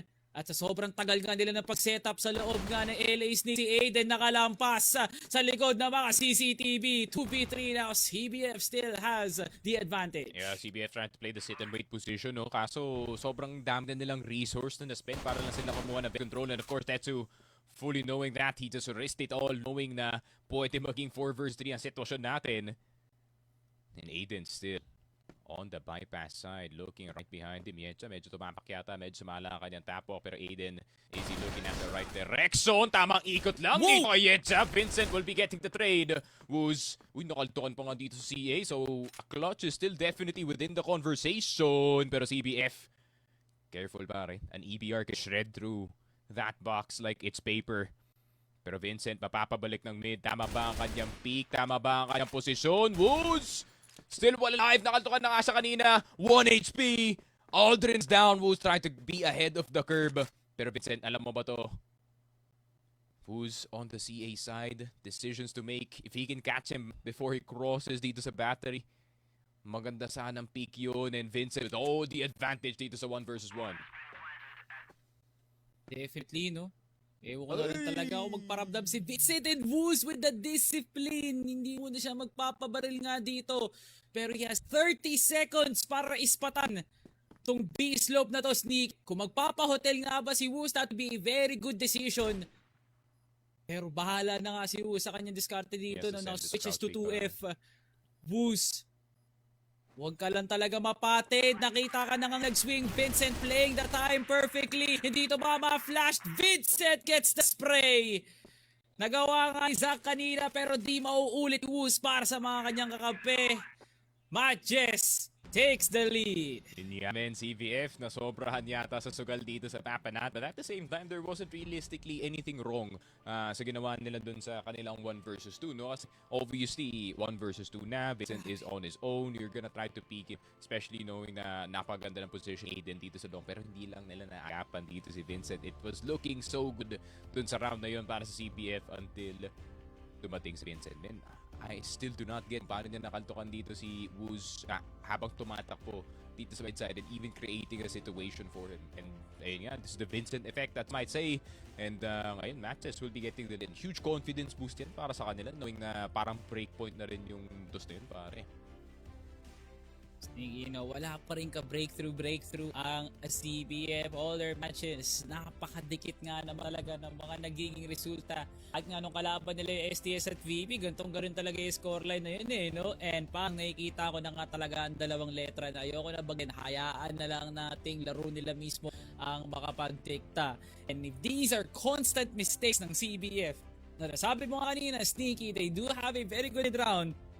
Hindi nga nila nakapamalas dito sa kanilang GR. No? Very questionable movements na masasabi dito no, for CBF after taking that bypass to. Bakit nila nasa loob ng miniter? Bakit nila kino-contest kung nasaan si Vincent?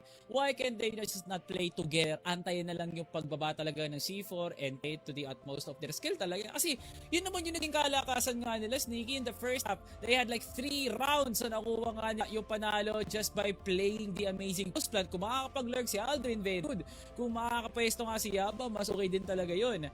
But right now, no, CBF is showing some slowness and some weakness talaga na hanggang ngayon pre, pinapakita ng MATTJESS na kung ganyan yung pakita nyo, mas magiging madali yung buhay Vincent at ni Zach dito. No? So they're stacking up the kill and at the same time, pag ganun talagang nakikita talaga ng very locked out ang laban na to, size lang talaga. For sure. Pare para dito teams natin this is very similar to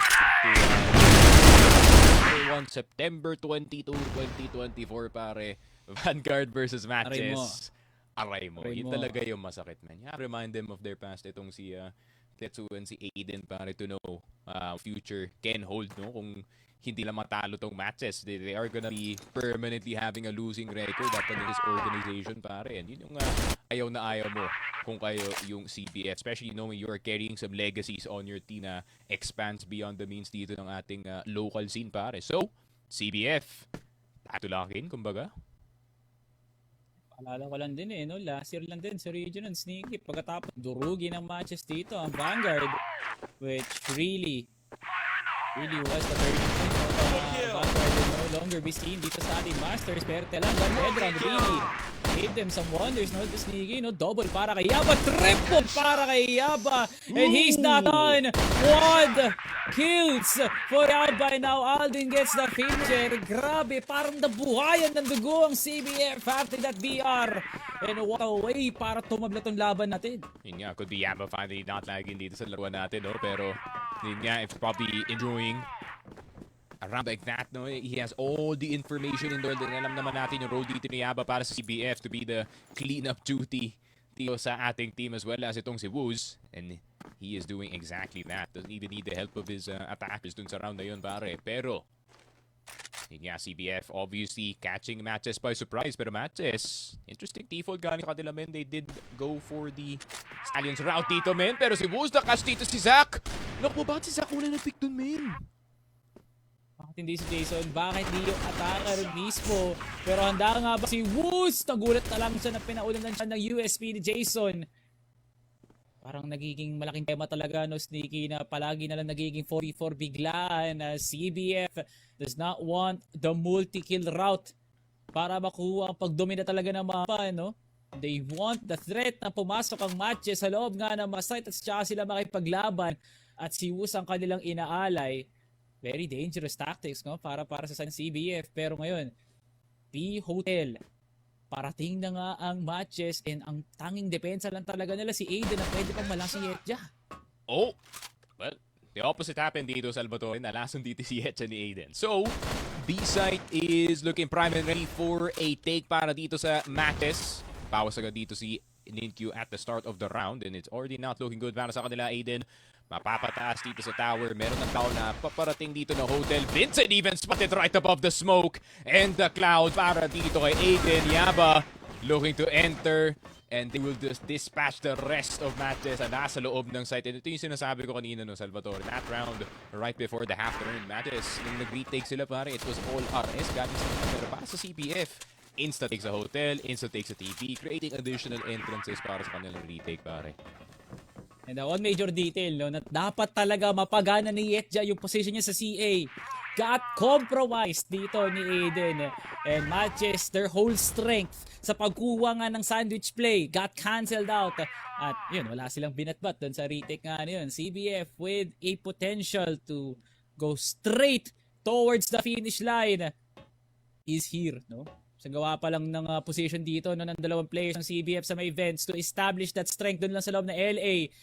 Pero pre, sa kabilang dako nga naman ng mapa, puro kahilang nakikita mo dito sa may hotel, just signalizing na MJ does want to have this attack habang di pa alam at di pa kamuwang-muwang para sa CBF na gumawa ng lurk, no? Very dangerous for CBF.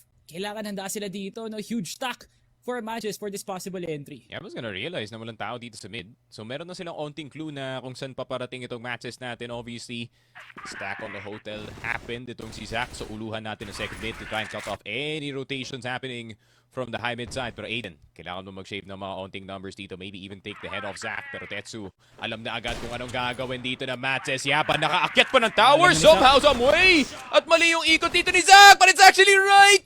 Tetsu taken down. Nagkagulo na dito yung retake ng CBF, pero still possible. A lot of players still out of their position. Aiden gusto pumasok dito kay Will, pero yun lang. He will be instantly taken down. Ninkyu with the good angle hold. Yet and Jason 2, an instant clear para sa CBF. And it seems like even if you have the right play, if you cannot hit the right shots, matatalo ka talaga dun. Grabe nun pre, we saw the potential ng CBF na lumalib na nga dun sa may CA pati na nga rin sa bypass no? That failed shot from Tetsu. You know, the inconsistent attack talaga ni Aiden, expose ka talaga sila. At naging malaking adjustment na ka no, para sa CBF na iset up yung double sniper sneaky. This is one of the, if not the most reliable playbook na pwedeng ilabas talaga ng CBF is yung bigyan ng double anchoring. Etong angkara nga na to para wala ng JJ Boreche, no? Kung may mag-LB, sige itapat nyo kay Tetsu. Kung may mag-LA, ibigay nyo kay Woos. But still, no? Still very questionable, Sneaky, kung makakalampas pa rin nga ba ang matches sa ganitong klaseng setup ng CBF. Good efforts for matches, no? Na maintain yung pressure point dun sa loob ng post-plant na yun. And I want to see that from matches, pre. Na ipagpatuloy lang talaga nila yun to destroy the hopes of CBF sa loob nga ng mapa na to. Considering the matches, this is your map pick. Pero parang kinuha to na CBF mula sa makapalad nyo. Kailangan din pag-igihan ngayon ng matches that very slight hit of, you know, just exposing themselves in broad daylight, no, pre. Puro sila tingin ng TV, puro sila tingin ng EA. They have to be careful, pre. And the timing is very, very essential para sa matches na either kunin yung vents, get that rotation, at cancelaan lahat ng ginagawa ng CBF. Look at this diabolical movement ng matches, no? Baka sakaling makuha nga nila yung exit o kaya yung B-site mismo. Yun nga, I think matches were also anticipating, judging from their default na mag-1-2-3 play itong CBF dito sa mid-side, maybe peak at the same time dito sa CATB at sa HM. And unfortunately, para dito sa matches, it is CBF as far back as possible dito sa mapa natin. Aldrin on the top of room A, flash incoming para sa kanya, pan-distract sa mga players natin, and they are panicking slightly. Sana walang tumigil mag-tapok dito, but EA will be the way to go. Good headshot kay Aldrin, pero namatay agad dito si Booz. Vincent will have to look for the rifler in time. Jason bawas pa nga to full! How he got in yet as well! Aldrin, you are doing some madness dito sa A-side, pero si Yaba gusto na pumasok, bulag na bulag si Vincent, nakaharap sa baba. Yaba, opportunity to defuse as well. Napakalayo ni Zach. Zach, kakarating pa lang ng Vince. Bulag si Yaba. Tetsu getting the USP in time. Grabe, what a roller coaster of a round. But at the same time, what a freaking hold from Aldrin. Nakaltukan niya pa si Jason. And he even got Yetcha on the right airs, pare. What was that? Oh my God, man. Walang nagde-defuse. Holy CBF. Maraming nahinaan ng loob. Ang lahat na nanonood na kaswero na. And at the same time, kung hindi lang minadali ni Zach, pre, there was a lot of time para makawelo pa ng EA to get 2 players. Kaso pre, naisip talaga ni Zach, pre, i-dedepis niya na yung 3v1, pre. Wala nang nasa top A, pre. Everyone was playing cut A, everyone was playing floor A. Grabe, men. CBF, slappiest of rounds, pero buti na lang nandun si Aldrin, pre. Had na Aldrin hit a shot dun kay Yetja, 4v3 yun, Sneaky, and they would have gotten that power position para makatao kagad nila yung exit, no, pre. So, kung masasabi mo bang Chamba, parang ganun na nga. Kasi, men, Aldrin, the fate of the round was in his hands talaga. At magiging tulong sana yun para sa CBF na mai-establish yung rotation nila Aiden at nila Tetsu, no? And the next value na meron doon ng matches was yung position din talaga ni Yetcha at ni Jason. Then nahuli. Nakuha si Vincent din. Hindi niya na malayang pumapasok na nga si Yaba. Everyone from CBF was just going blind in the site. At yung matches, porsigido sila na maset up yung crossfire ng exit. Everyone just, parang lahat sila nag-collapse dun. Sneaks, parang lahat talaga sila nakaranas nito ng pagsira talaga ng mental, no? At it just so happens na parang mas napatatag ng CBF yung sarili nga nila because they clearly, no, played around the numbers, pero parang di naman siya ganun ka-efficient, man. I'm just in shock. Paano na itawid yung post-plant na yun? One of the few rounds na hindi ko mawari, Sneaky, paano nanalo ang CBF doon, man. For sure. But at the same time, it's a good call galing dito kay Tetsu. No? Feeling ko na-anticipate niya yung matches na ma-anticipate ng matches that there will be a mid-push that is happening at that very time. And CBF is the type of team to do exactly that, no? Especially in the 9 and 8 moment, yung bigla kayo lalabas ng CA, TB, and HM at the same time. Pero hindi yun yung nangyari, pare. So I feel like matches kinda had their, you know, hands tied dun sa round na yun, and nung nakuha nila yung CA and still did not see a single speck of information dito sa mapa, they were kinda forced to just make the play that is obvious na nasa harap nila, pare. And to be fair, no, gumana temporarily up until Aldrin arrived, pare. Pre, look at this replay, no? Like, grabe, si Zack, nakuha niya na nga yung kill na yun. Had he gotten Tetsu, piso na lang si Tetsu. And Zack could have played time para maging 1v1 pa yun. At ngayon pa lang, nagbumukhang payaso na yung mga CBF. Pag sakaling di nga nila nakuha, no? Yung round na yun. But right now, Sneaky, let us just rejoice na match point na nga ngayon ng CBF. They got one of the craziest rounds of the series so far. MATTJESS. Ano na ang panghuling bara nyo? Baka sakali lang naman makita natin yung dalawang letra na to, Sneaky. Teka lang.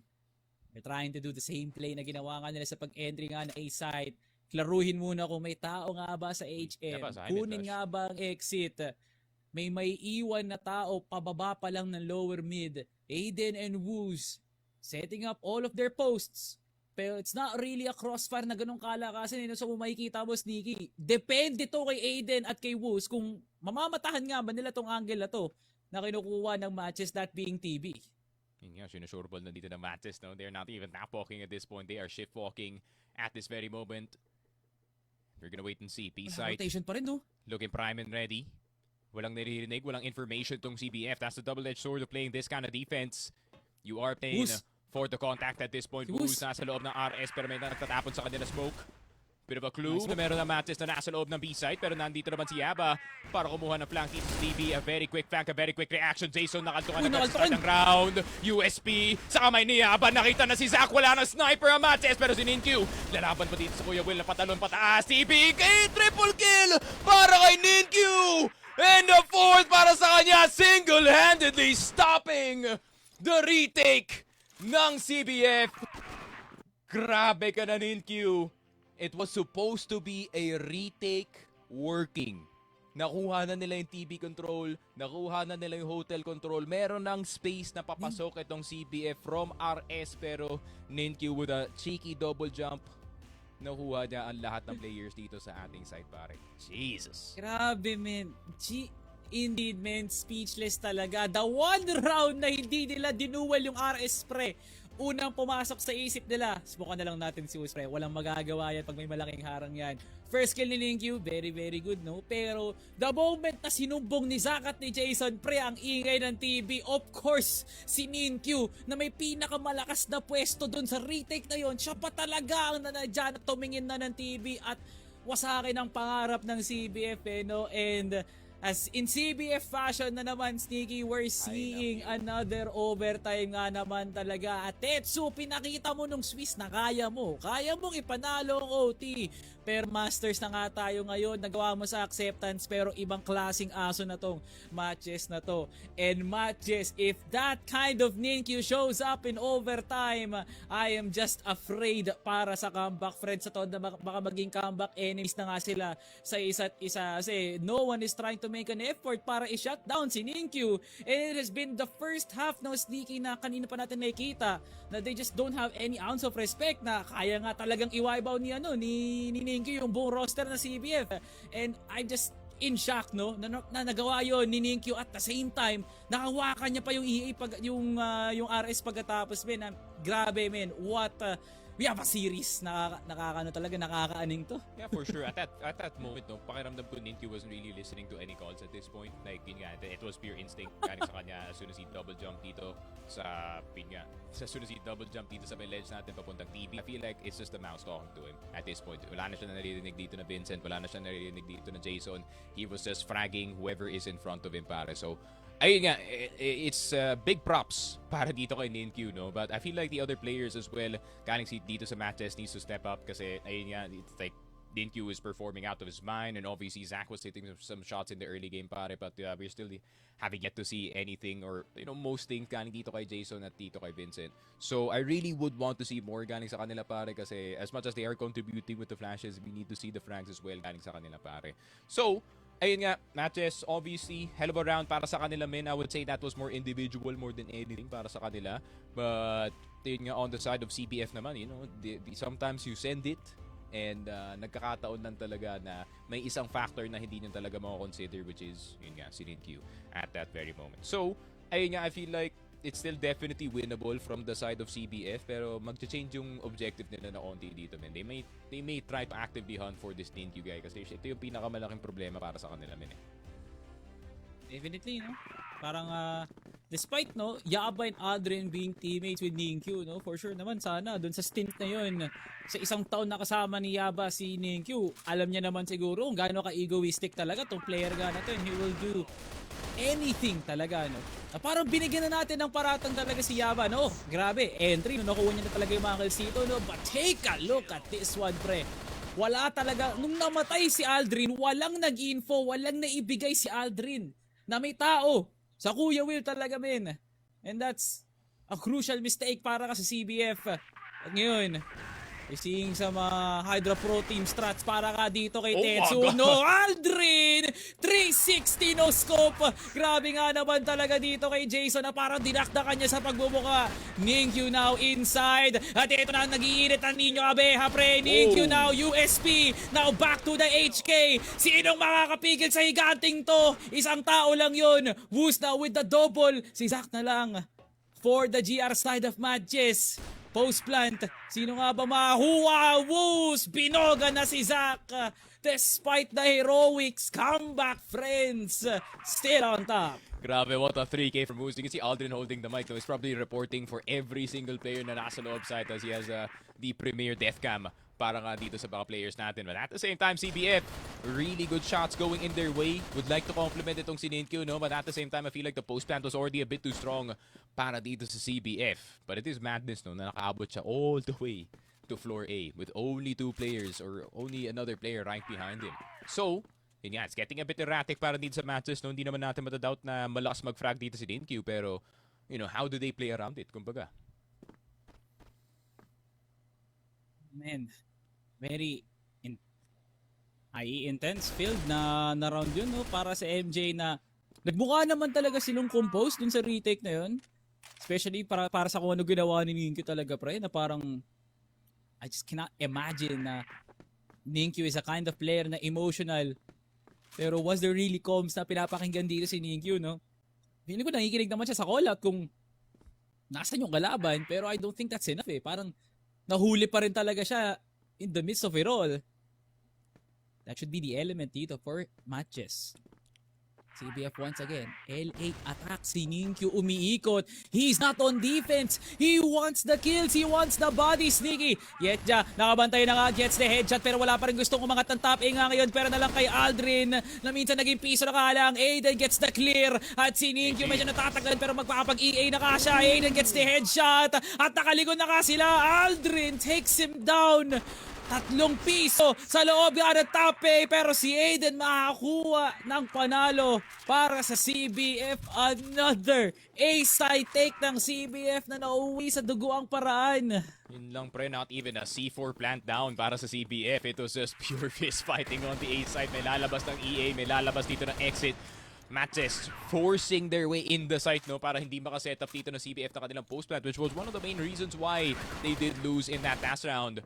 Pero so far, so good para sa CBF, para sa kanilang BL side. Maganda ang kanilang takes, nakukuha nila yung mga angulo na gusto nila dito. And the shots are definitely hitting para kay Aldrin, Aiden, and especially para kay Woos. And dahil nga 11-9 na ang ating mapa, MATTJESS desperate to get a point back. And I like this adjustment, no? Yung kagaya nga na sinabi natin, or kagaya na sinabi mo kanina, Salvi, no? Ninkyu was more on the rotational role, similar sa ginagawa ni Kono in Stallions on their old default. And pakiramdam ko yun yung best use case para sa kanya dito, man, para spread out yung kanyang firepower dito. Definitely, no? Na minsan si Loy, minsan si JJ. Pero mahuhuli ka na lang talaga pag ginawa ni Kano, no? And as huge of a material si Ninkyu, no, para sa depensa, kailangan pa rin nila ng isang tutok ni Ninkyu, no? To get those guaranteed 2 kills at least. Still, scaling up ngayon. CBF. This is very far from what we saw from them, eh. No, alam mo talagang nag-e-evolve yung galaw ng CBF habang tumatagal. Oh my God, Vincent!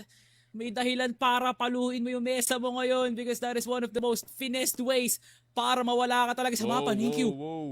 Wow, what a discipline play! Walang magre-report at nagsiset up na sila ng pansabog, pre! Si Woos buhay pa rin! Pero eventually mamamatay din siya. Ito na nga, pagbantay nga nila sa Magic Box, pre. Tetsu now with the lurk. Yetja with an amazing double kill. Yaba na sa loob pa rin ng Vince. Hindi sila makapag-commit ng A-side sneaky. Ninkyu gets taken down! Huge blow from MATTJESS. Tetsu, ikaw na lang. Kita sa usok. Pero si Yetja may lamang. Nakaltungan na nga. And Yetja saves MATTJESS. Para sa CBF, match point na sana, 11-10. Hihinga pa ng malalim ang MATTJESS pagkatapos nun. Oh my God, Sneaky. Yun nga, man. It's another case of timing para kay Tetsu. No? He was already in the site a bit too late. Kung mas may angle pa siya sana dito sa last player natin, that would have been nice.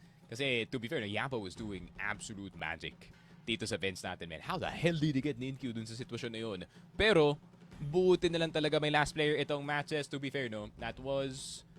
one of the probably more shoddier executions na nagawa nga dito ng ating CBF. They did not get the top A control immediately. It was more like, it was more of a back and forth. Nakuha nila yung right side stairs, but at the same time, there's also a flank incoming para dito sa MATTJESS. So, MATTJESS actually kind of using a bit of CBF's moves from this last round. As soon as merong onting presence dito sa A side, they start sending it on the backside. So, made it very uncomfortable. Pero, man, that could have easily been 2 dito sa LA para if Ninkyu did not panic on the shots.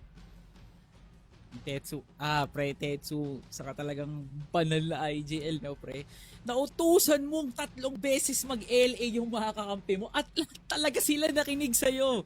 That is the most impressive part, pre. Siguro 1, okay lang. Twice, shame on you. 3 beses talaga. Tas nagawa niyang maging dikit lahat ng rounds na yun, Sneaky. Kasi syempre, you cannot do the same trick twice kasi syempre mababasa talaga ng MATTJESS yan, no? At to the point na nakasabit sa balance, lahat ng 3 LA na yun, Sneaky. My God, Tetsu. Grabe nga naman talaga. And CBF, 2 rounds away. Pero kasi pre, hindi na sila aatake dito, no? So you can now really be sure kung ano ang magiging produkto ng pagtatawag nga ni Tetsu, knowing kanina, Sneaky, heading into the GR side, napakalat ng ng CBF. I'm taking this bet right now. Pag nakuha ng CBF yung round na to, they're gonna push mid next. Pero, before that happens, more of a passive way dito ng CBF. And by passive, I mean Yamba is the only one kind of poking and prodding dito sa loob ng smoke. No? Alam naman nila na medyo matambay itong MJ, especially near that EA, near that bench side. Pero Aldrin, in a great position sa loob ng site, pero kailangan maganda yung cover dito ni Yaba. Aldrin on the overseer. Ninkyu down to 1 HP. Patalon-talon gamit ang kanyang USP. Pero Aldrin prepared for this one room. A player dead. Yetja will be down. Aldrin still hitting kahit bulag na bulag. Vincent could not see where the captain was or could not see where the veteran was, pare. And it will be CBF. A 12-10 para sa kanila, men. They're gonna push mid. Baka naman, no? CBF, let's lock in. Discipline na daw, pare. Discipline na daw. Discipline na. Okay, pala. Kaya naman pala, no? Tapos na yung panahong, tingin... Ay, nako, pre. Talagang nilabas nyo sa OT pa talaga. Parang kalkulado ni Tetsu. Mag-OT sila. Kaya dito lang nila ilalabas. Can they get the shutdown finally, no? The killing blow. The knockout punch, Ninkyu! Oh my God! Dinala sa basura dito si Yaba as he take him down. 45 ngayon at hindi pa talaga siya tapos, pre. Sa namang round na sumasabog na naman dito ang mouse 1 ni Ninkyu. 5v3. Sneaky. Another play ng MATTJESS na kinuha nga nila sa pahina ng CBF. Laban ng laban, palag ng palag, woos. Pwedeng-pwede to. Nakita ko na to sa isang palabas. He gets the flick and it forces a 4v3. Wala pa ring atake ang MATTJESS. Oh, that's an 8-take though. Aldrin, hinarapan na lang dito yung EA, but Vincent will be getting him for that position. Aiden, di makakapatay, di makakabawas. 56 dito kay Ninkyu, Zach, and Vincent still very well alive and Woos outside of his own A site. Possibilities of clutching, medyo mababa. Pero, kung makuha niya si Zach, bigla yan tataas. Pero Woos immediately sending it on the site. Pero kitang-kita na siya sa gitna ng kawalan pare. 12-11 matches with a very good pivot. Galing sa kanila dito, man. I think inantay nila na mag-push dito si Woos on the hotel side or anything to happen on the B side of the map and they insta-execute today, pare. Very impressive, no? Para nga sa MJ, but was it really an execute? Parang feeling ko lang talaga, pre, pinadala nila si Ninkyu and said, Ninkyu, do something, no? And he released like, what, 4 bullets? No? Ninkyu, do your thing talaga. Ipakita mo kung bakit naging 9-9 yung score kanina. Ayun, Ninkyu with an amazing 3K to start things off para sa ating 12-11 scoreline. Wala nang maugulat, Sneaky. Wala nang maugulat. Eto na naman tayo. Na parang nasa week 1 tayo. CBF in another series na alam mo talaga no, na nakakapanghina ng mental yung ganyan. Siyempre, gatas na gatas, pigang-piga eh. And CBF, still not backing down. They're still playing discipline. O baka hindi na nalang kailangang maging disiplinado, Sneaky. Kasi kanina nanggulo sila pero nakuha nila yung round. This is cheesy.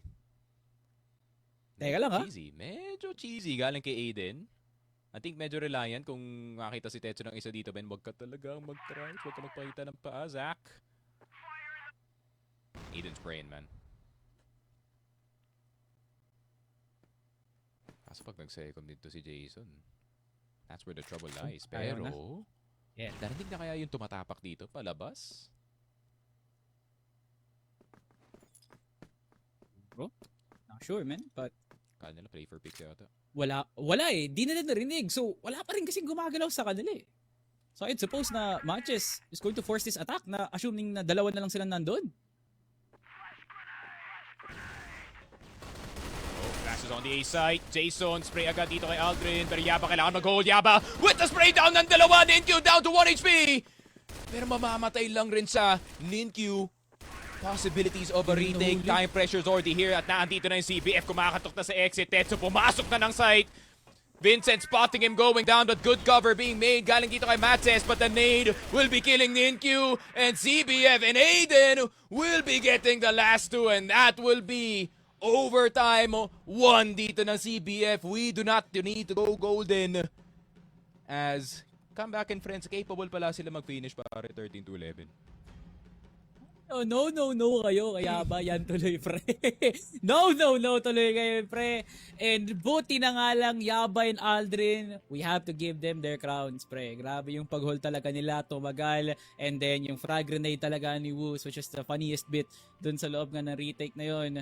Napakaganda for CBF, man. And you have to commend every single bit of player talaga na nag-contribute heading into that second half. Eh, no? Medyo naging patibong talaga yung first half na yun kung ano yung ine-expect talaga natin sa series na to, Sneaky. Pero, then again, it was just that kind of day para talaga kay Aiden, kay Alden, and especially from someone like Yaba, no, na nag-activate nga dito sa ating second half. So, props CBF, they kept it calm, inantay talaga nila yung pagkagat ng matches dun sa kanilang BL with their tendencies na baka hindi nga laliman or baka hindi sila mag-commit dun sa magiging atake nga nila on the first half of the round itself. Pero man, MATTJESS, you still gotta give it to Ninkyu and Zach, man. Kung ganun kalakas, man, yung pinapamalas ang dalawang players nga na yun and they still can get winning results, I'm just afraid of Eagle Eye, no, Sneaky. Grabe, man. Ang laki ng ginawa ni Zach at nila Ninkyu, all for it to just be in shambles kasi nga they just cannot execute an entry or even a post plan.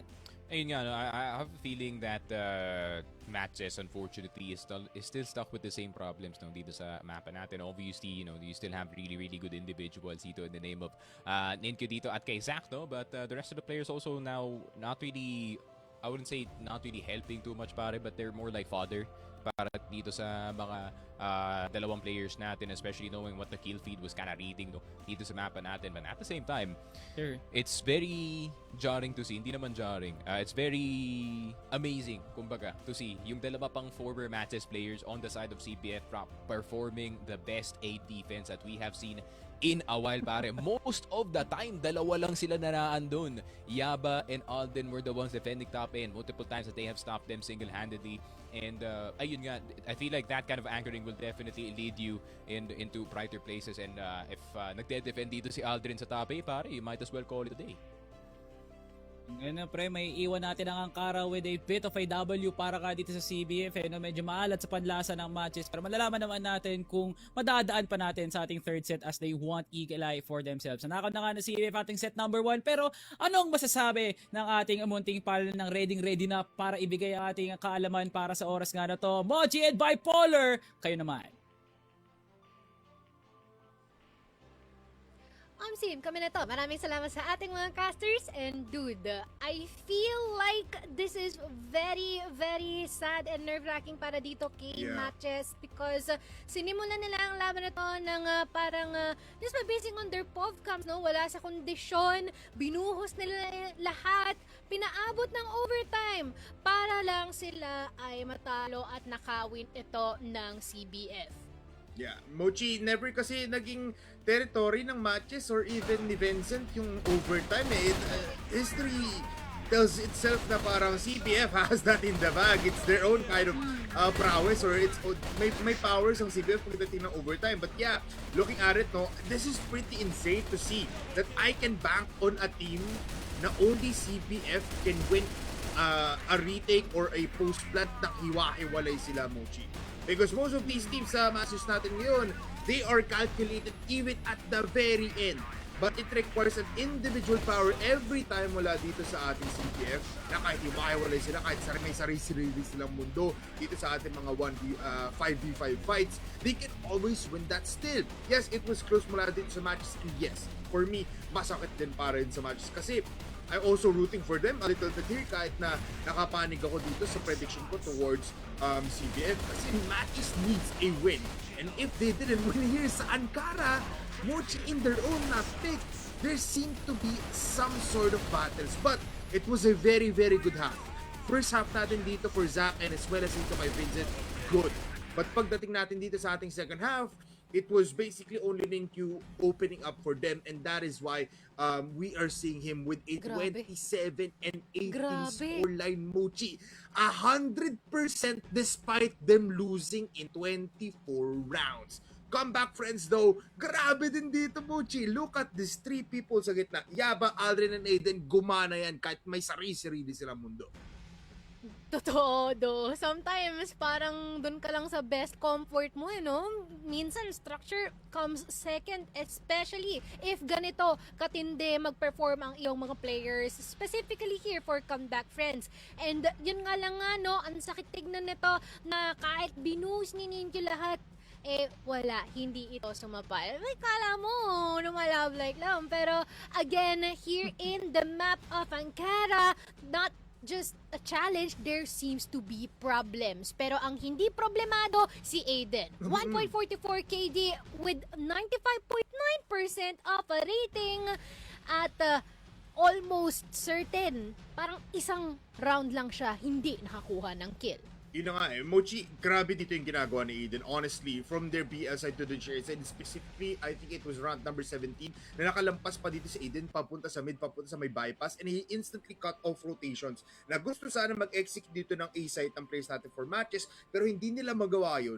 Kasi si Aiden, nasa likuran. There's always gonna be a point in time na meron palaging nasa likuran, and it's Aiden getting these like highlight plays every time. And congrats, MVP natin for this first set. Congrats, and let's see kung makabawi nga ba ang matches, no? Because they have to work with quite a lot here, no? They need to work on paano nila sisimulan at paano nila tatapusin. Pero hanggang dyan na lang muna ang ating unang mapa kasi mamaya magkikita-kita tayo uli sa mapa ng Eagle Eye. Tayo ay nagbabalik dito sa ating unyang serye for today at hopefully ingat-ingat kayo dyan kasi dito sa amin umuulan. Hopefully kayo ay hindi naabutan sa labas. Pero again, back dito sa ating laro, Matches versus CBF where CBF has been able to snatch away the victory dito no sa kanilang unang mapa ng Ankara na partida. Si Matches ba ang pumili nito? Pero dito naman si Eagle Eye, ganun pa rin kaya ang tema o babawi na kaya ang Matches dito? This is a matchup where, this is a map for this matchup na very, very interesting, no? Because ComebackFriends, they have a double TRG setup dito. Yes, may kita natin na hindi masyado ginamit yung last time ni Tetsu. It's mostly just HKs and M14 sa kanya dito for their recent matchup sa Eagle Eye. Pero I would like to see it, lalo itong matches doesn't really have that kind of, image na kailangan meron silang double sniper setup sa Eagle Eye. Kasi most of the teams na nagpa-prioritize ng Eagle Eye, Mochi, alam mo naman yun, gumagamit ng double TRG. You have Stallions with KLB, you have Yobib on VP, you have execution as well sometimes, or even for vid actually, no, kasi sa ASMG nagti-TRG din. So if may ganun man ang players natin for kung may problema man na matches dito, I feel like it's not really the previous map, it's this kind of like setting point na paano tayo atake kapag BL side. Do we have that kind of power na hindi na mabibigay ng CBF, or do we really just go for like a regular place for setup? But let's see, map 2 will be interesting. That is true. It's all about flexibility and the structure, and as well as a sprinkle of timing. Yan ang aantabayan na natin dito sa mapa ng Eagle, kaya naman tawagan na natin ang ating mga casters, Salvatore and Sneaky Frog. Salamat ng balang Mochi and Bipolar para sa pagpasok nga dito sa ating casters test na tayo yung ipabiyay sa loob nga ng mata ng Agila. Eagle Eye, akalain mo nga naman no, Sneaky, nagbumuka na tong compound and ang Kara of Old na eto na ang pinaprayo ng mga teams na Pelian and even Tetsu, no? At team talaga na talagang hindi mo talaga kaya i-associate ang Eagle Eye sa kanila. Kakalabanin nila isa sa mga pinakamalupit na Eagle Eye, that being MATTJESS. Yeah, especially with the recent revelations they had, no, dito sa mga ibang mapa nila, of course, going neck and neck with the best of the best dito sa ating Sea Masters in the name of Stallions and I think some parts of the Virtus Pro game. Pero, ayun nga, I feel like CBF definitely is not a team that you would point at and say, yep, this is a team that, regularly runs Eagle Eye dito sa mga labanan natin. But actually, the statistics do say otherwise, no? Most of the time, Eagle Eye is picked into them dito sa mga moments na ganito, and they're gonna try to see if they can get that going. But I feel like they have learned a lot dito sa mapa ng Eagle Eye, and especially yung minention dito ni Polar, no? The double sniper setup as well has been very effective para dito sa CBF, especially to thwart kung sino man yung papunta dito sa early side ng ating baba ng bridge towards hotel, or maybe some pickoffs on the A side as well. And the fact that Woos performed really well last time dito sa Eagle Eye is not really adding to yung case nga dito ng ating MATTJESS team. So yun nga, it really does point once again to Zach whether or not he can hit dito sa mapa na to, kasi making medyo reliant sa kanya na magkakaroon ng openings dito sa mapa. If not, then we even might see Nintyu on the TRG, pare. There is that option, but it's not an option often used for good reason, pare. Sabi no, pre, we live in a kind of scenario in this specific kind of matchup na Woos was able to out-sniper at least in some occasions itong si Zach, no? Na despite no Zach finishing with a better KD, you would argue na some of the shots na binabato dito ni Zach is, okay, it's kind of nice. Parang pwede na. Masasabi natin, okay na to, naipanalo mo yung round na yun. Pero ganun din naman para kay Woos, no? When in fact na mas maraming naipanalong rounds mula doon sa kills dito, no, si Woos. And hopefully that will not be the case. Kasi gugustuhin talaga ng MATTJESS makuha ang isang magandang resulta para dito kay Zach. Sige lang. Pa-flash lang, pre. Dito ako mid, pre.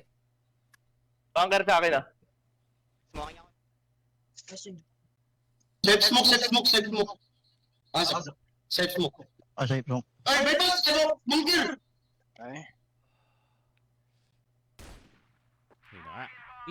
Feeling ko may nasa bunker. Feeling ko lang. There could be a guy bunker. And he could be right. He might just be. Pero si Aiden, may tao na nasa long. At hindi napapansin dito ng MATTJESS na meron na palang tao na halos sagad na nga dito sa may long side natin. And instant headshot galing kay Aiden. Di man lang nakapikit dun si Yetcha. Jason getting taken down dito ni Tetsu. Tetsu nagwawala na medyo magagamit ang kanyang EBR. And he's gonna go for more. He's gonna get 3. And Tetsu out of nowhere. Nakahawak lang ng EBR pa rin ng baliw na dito sa mapa natin. And Yaba will be getting Nintyu.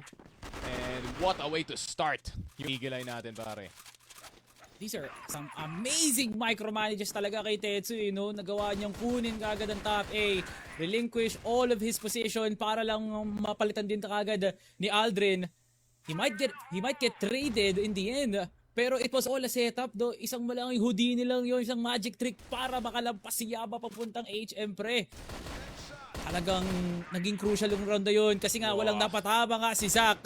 And what a huge trade para kay Aldrin. Inalay nila si Nintyu dito. Laban nga kay Android. 4v4. This is very, very tough, no? Para ka sa matches, knowing na Ninkyu is now down, they have to rely on this 3-man setup sa loob nga ng top A. Ayaw nang maulit ng matches ang nangyari. Yeah, no? Hirap kasi mabigyan ng A-side control ang CBF especially. And Aiden na kanina pang actually even on the last maps dito ng Eagle Eye para sa CBF, he always likes to take that early position near the box dito sa may long side natin to kind of close the gap early, no, between him and itong depensa natin on the side of MATTJESS. Pero hindi pa rin gumagalaw dito yung MJ. They really are intent na dito nga mag-end itong take natin on the side of CBF. Meanwhile, on the side of CBF, no, they're still foraying around yung mapa natin, realizing na, teka lang, wala masyado maingay sa hotel. So, baka nasa loob lang sila ng site, and that's easier to line up in my opinion. Definitely. Wait, just teka lang. Not sure. CBF, di ko alam anong niluluto nyo dito, pero baka masyado na ata kayong overconfident na makakalibre nga kayo sa pagpasok dito. Aiden, ang layo ni Yaba. Pero buti na nga lang nakuha ni Yaba, pre. Huy! Buti na nga lang. Aldrin na on the rotation, pupunta second mid. Zach, di nga makuha yung adjustment, pero nagulat na lang si Aldrin paglingon niya ng kaliwa. Merong mga tao. At nandito na nga si Woos to clear the house down. Yetja na nga lang pumik. Anong nangyayari? Nawala ng buhay si Yetja. Woos, gumagana ang tactics na pag-8-bait mo, kaibigan. CBF 2-0 start. Grabe men, kahit nasa kaliwa sa kanan yung depensa dito, wala pa rin makakapigil sa CBF. And Wu, so far, we have been asking from him especially, no, to get a bit of frags going dito sa mapa ng Eagle Eye, as it is more of a sniper incentive map, no? Pero grabe naman yung opening na ganito. You can see all the attacks working at the same time. Ganda sana kung makabalik sila dito sa loob ng site, no, and get something going. Pero Aiden, para-parapan na dito sa house A, will be sprayed down by Yetza. Good shot galing sa kanya. Jason, ang ganda ng tago. Nandito sa bunker, pero Aiden bumawi ng dalawa. Woos getting Zach. 2 versus 2. Ninkyu spotted sa likod. Meron ng information, pero anong gagawin dito ni Yaba, men? Kailangan niya ng tulungan si Woos. Definitely. Pero parang power position na rin yung hawak niya sa exit, pre. Pwede nga siyang umikot ng HM. Magpabahay na lang. Literal na sinabi na lang ni Yaba, pre, tatagal mo lang loob mo. Idaan mo lang sa dasal, Woos. Maubuhay ka ng matagal dyan. Kailangan matimingan nga ito ni Yaba, no? But now Vincent ordering Ninkyu. Baka pwede na natin kuhin itong top A nga na to. Pag naging malikot si Woos, golden headshot gamit ang TRG. Dinidiskartehan pa ka ni Woos ngayon. Ninkyu na posibleng umangat ng bunker. Pero Woos hawak naman ng C4. Yaba still playing the threat position. At eto na nga siya, nakahawak na nga ng lane. Ninkyu now throwing the flash, signaling na baka magpa-atake na nga siya ng LA. Woos, top A pa rin. Yaba, di mo kailangan magparamdam, pre. Hayaan mong si Ninkyu ang mag-push. And there it is. The timing is good. CBF, men. Cannot be touched. Cannot be moved. 3-0. Grabe, MJ. Wala pa ring rebuttal. And yun nga, maybe CBF is also, or rather MJ is realizing that this map is actually slightly hard to defend, especially knowing na meron ang paparating na 5-man force or just a 2-man force on the A side. Zach, nakita na si Aldrin. Nakita rin si Woos. Pero si Tetsu nagtatago sa loob ng bunker. Aiden namatay na. Si Tetsu namatay na, nakatayo lang dito sa house A. And finally we do see a CBF fail dito sa mapa natin. Pero MATTJESS, gandang salo lang yun in all honesty.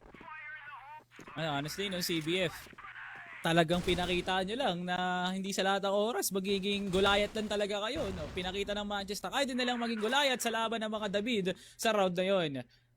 CBF can clearly read whether it would be a good play or just a good play na pero mamamatay talaga kami ng maramihan. Akala ata ni Tetsu magiging maganda nga yun. Punishment was so huge for MATTJESS na nirespeto na nga ng CBF. It's just not attack, man. Huwag na lang tayo maging magulo. Yan na lang natin. Naumatakan na lang mismo ang CBF dito, no, and let MATTJESS do their own thing. Another LB attack, no, sneaky. Pero alam na nga ni Zach. There are some bodies here, flashed out. Pero teka lang, no-overwhelm si Tetsu kasi pwede nga siyang makrossan ni Vincent. Dito lang sa ating VR, Vincent trying to get the attack. Tetsu taps him to the head. At talagang CBF pang nananalo. Sa bakbakan nga ano to. Zack now forces the 3v3. At tumatagal ang CBF na paparotate ang MATTJESS. Nakahuli ng isda si Woos. And there goes the follow-up kill from Yaba. 2v2. Magiging 2v1 nga ba? Yaba hindi pa rin makapatay. At na-corner na nga si Yaba. Aiden. Uy, nanggaling pa sa RS! And of course! Aiden! Of course! Whoa! You never expect the flank ongoing na pa no si Tetsu. Grabe naman yun. Ang kapal! Si Aiden gumawa. Si Tetsu yun ang trash talk. Siyempre pre, galawan niya yun eh. Galawan niya na umikot ng ganyan nakalayo pare and evade until the very end. Pero Ninkyu sumobra yata sa pag-peek dito sa hotel. Napa-check out na siya dito. Vincent with a very good angle. Sabay bridge box, Tetsu, mapapacheck pa ba? Never mind, hindi siya nag-check dito, man. Dire-diretso lang ang ating kapitan dito and he will Kita get yun! punished. What? Or actually, Woos will get punished for his captain's mistakes. Tetsu trying to gain some space. Dayson di pa rin nakakahanap and finally does take him down but all the chaos dito sa mapa, nasa na dito yung CBF. What? Nga ba, matake na nga kayo ng umatake, What? pre. Di pa rin makapag-antay. That's Aldrin, crazy. I don't know how. Yes. Naku, yung mga ganun, nagugulat talaga tayo pero ayoko nang humingi na explanation. Basta napatama niya na lang talaga eh. Yaba. Secondary sniper activated o kaya baka tertiary na nga to, pre. Elang Zack now, napakadaling angulo. Yaba, di man lang. Inimbahan yung paghawak. Aiden with the lurk. Gets the kill. Mahuhuli nga din to kagad ni Yetcha, pre. Siyempre, si Aiden yun eh. Nasa dugo niya yun. Makipaglaban lang na makipaglaban. And ngayon, 2v1 na nga to, Aldrin. Baka eto na nga. This might be it. Still a huge position para ka sa MATTJESS. 1 minute remaining. Walang nagmamasid. Kung merong HM o kaya exit, so nakakalibre nga si Aldrin. Ang ganda ng gapang. Ba't kaya hindi naka-HK? Kasi mas mabilis lumakad. Baka sakaling mas malakas yung diskarte niya. 43 seconds, Niggy. Alanganin na ito. Nag-iba ng baril. Zack, timing. Timing is it. Uy! Narinig! Spotted si Zack! Nako po! Tatalon ba? Narinig ka! O lalaban? Yan ang problema. I think Zack is just trying to play delay. Hindi niya Para kailangan mapunta lumaban. na dito si Hindi niya Hetcha, kailangan. pare. Makinig ka sa amin, pre. Deep Hindi breath mo muna. kailangan gawin. Deep breath muna, Aldrin. Pwedeng maging highlight play. Put this on the top 5. Pero Aldrin, di nakita What? si Zack. Nalag ka pa doon, pare. MJ gave you all the chances dun sa round na yun, man. Pero wala talaga. There's destiny for them to lose that. Grabe, man. I just don't think na nakita ni Aldrin yon because of 800, 600, pre, no? Kasi ako nakita ako eh. Like, talagang palabas na nga nasikip doon si Zack. And it was just very crucial. Na kung ano yung naging timing nga ni Zack pagbaba nga ng top A, doon na lang talaga na overwhelmed. Eh, no? Very good indirect crossfire. Ginawa nga talaga ng MATTJESS pero CBF hindi pa rin matinag-tinag. Masyadong mahirap daw yung LB. Pero syempre, mas mahirap ang LA at gusto nga nilang atakihin yun. They're now backing off. They might now go in for the retreat. Baka sa ibang site na nga sila umatake. Yun nga. MATTJESS. More of a standard hold galing sa kanila dito. CBF obviously taking interest dito sa may hotel area natin. Kanina namatay dito si Ninkyu and Ninkyu learning his lesson. Di masyadong ganyan kaharap ang kanyang hold. Instead, playing on the stairs side. Bit suspicious na nandito si Tetsu. Tetsu will be the first one down. NB control. Not as much as they want. Pero meron din paparating ng bridge. Good pre-fire galing kay Yaba. Para makuha si Ninkyu. Vincent's already down. And Aldrin, what a headshot on Jason. Not even time to react. Zack at Yetcha na lang natitira. Definitely possible. Pero si Yaba din drive-by na long. Yetcha and Zack is taken down as well. It's just one of those rounds para sa CBF. Nasasagasaan at sasagasaan lang talaga nila itong MATTJESS. MATTJESS obviously not prepared for that one. More of a default hold para sa kanila. Pero Ninkyu, hotel side once again was caught here.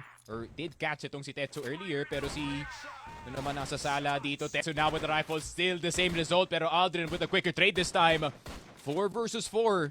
And they can kind of pull off a VP sa ganitong sitwasyon in all honesty, no? Pwede nilang kunin yung hotel control at pwede lang sila mag-hold temporarily, and that is where the rest of the players kind of investigate yung mapa natin, similar nga sa ginagawa dito ng VP on the B side to try and see if they can take the pressure off of the B players dito, man. Definitely. Right on the money, no, yung pagkuha talaga ng hotel control. Pero, arguable is one of the most hardest things to take. Kasi nga, crossfire sa may second mid, crossfire sa may BR. Di ka rin nakakasiguro na pag tumingin ka nga, may naka-head glitch naman na nag-a-artic sa may EB. So, lot of things is mainly a concern to get a huge of a reward. Nakita naman natin, no, CBF is na willing to take that risk. Gusto nga nila na, okay, mag-LB kami pero hindi pa hotel. The weirdest thing that happened for CBF is sila pa talaga nakakuha nga ng kalamakan ng trades na yun.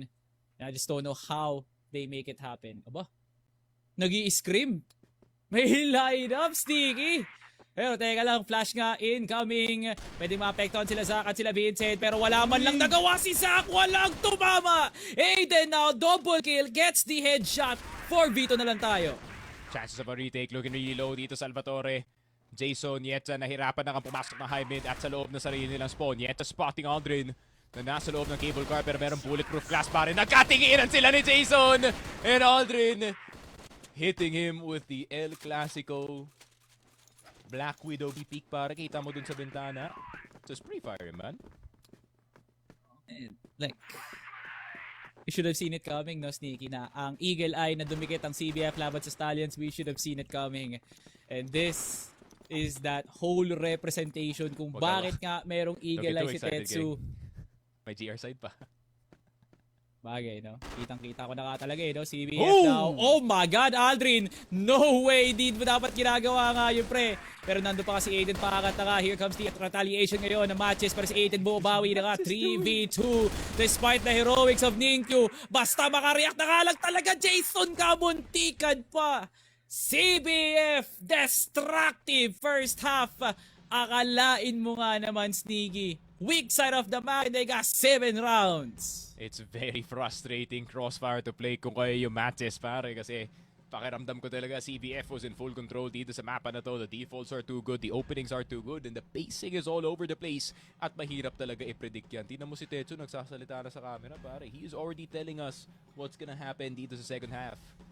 And I like to believe the opposite, pare, kasi yun nga, ang GR side ng CBF ay may curse, pare.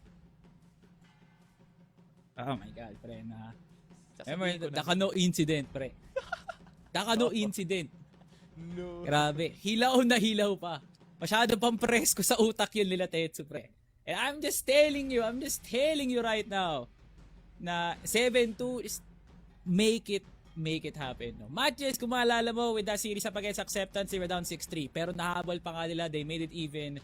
And there is a potential here. Yun yung sinasabi ko dito para sa side nga ng matches na if ComebackFriends just loses every single bit of the momentum that they had, mula pa lang sa init ni Aldrin at Aiden, I'm afraid, no, na Zach pwedeng ang gumana at pwedeng tumama na nga yung mga shots niya dito. Pero si Tetsu, nakikita ko hahatakan niya tayo sa server, pre.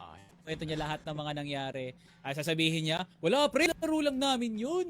Lagang malang talaga si Aldrin. Parang sasabihin niya. Pero I can assure you, pre, that is like one of the most impressive first halves na pinakita talaga ng CBF so far in this tournament.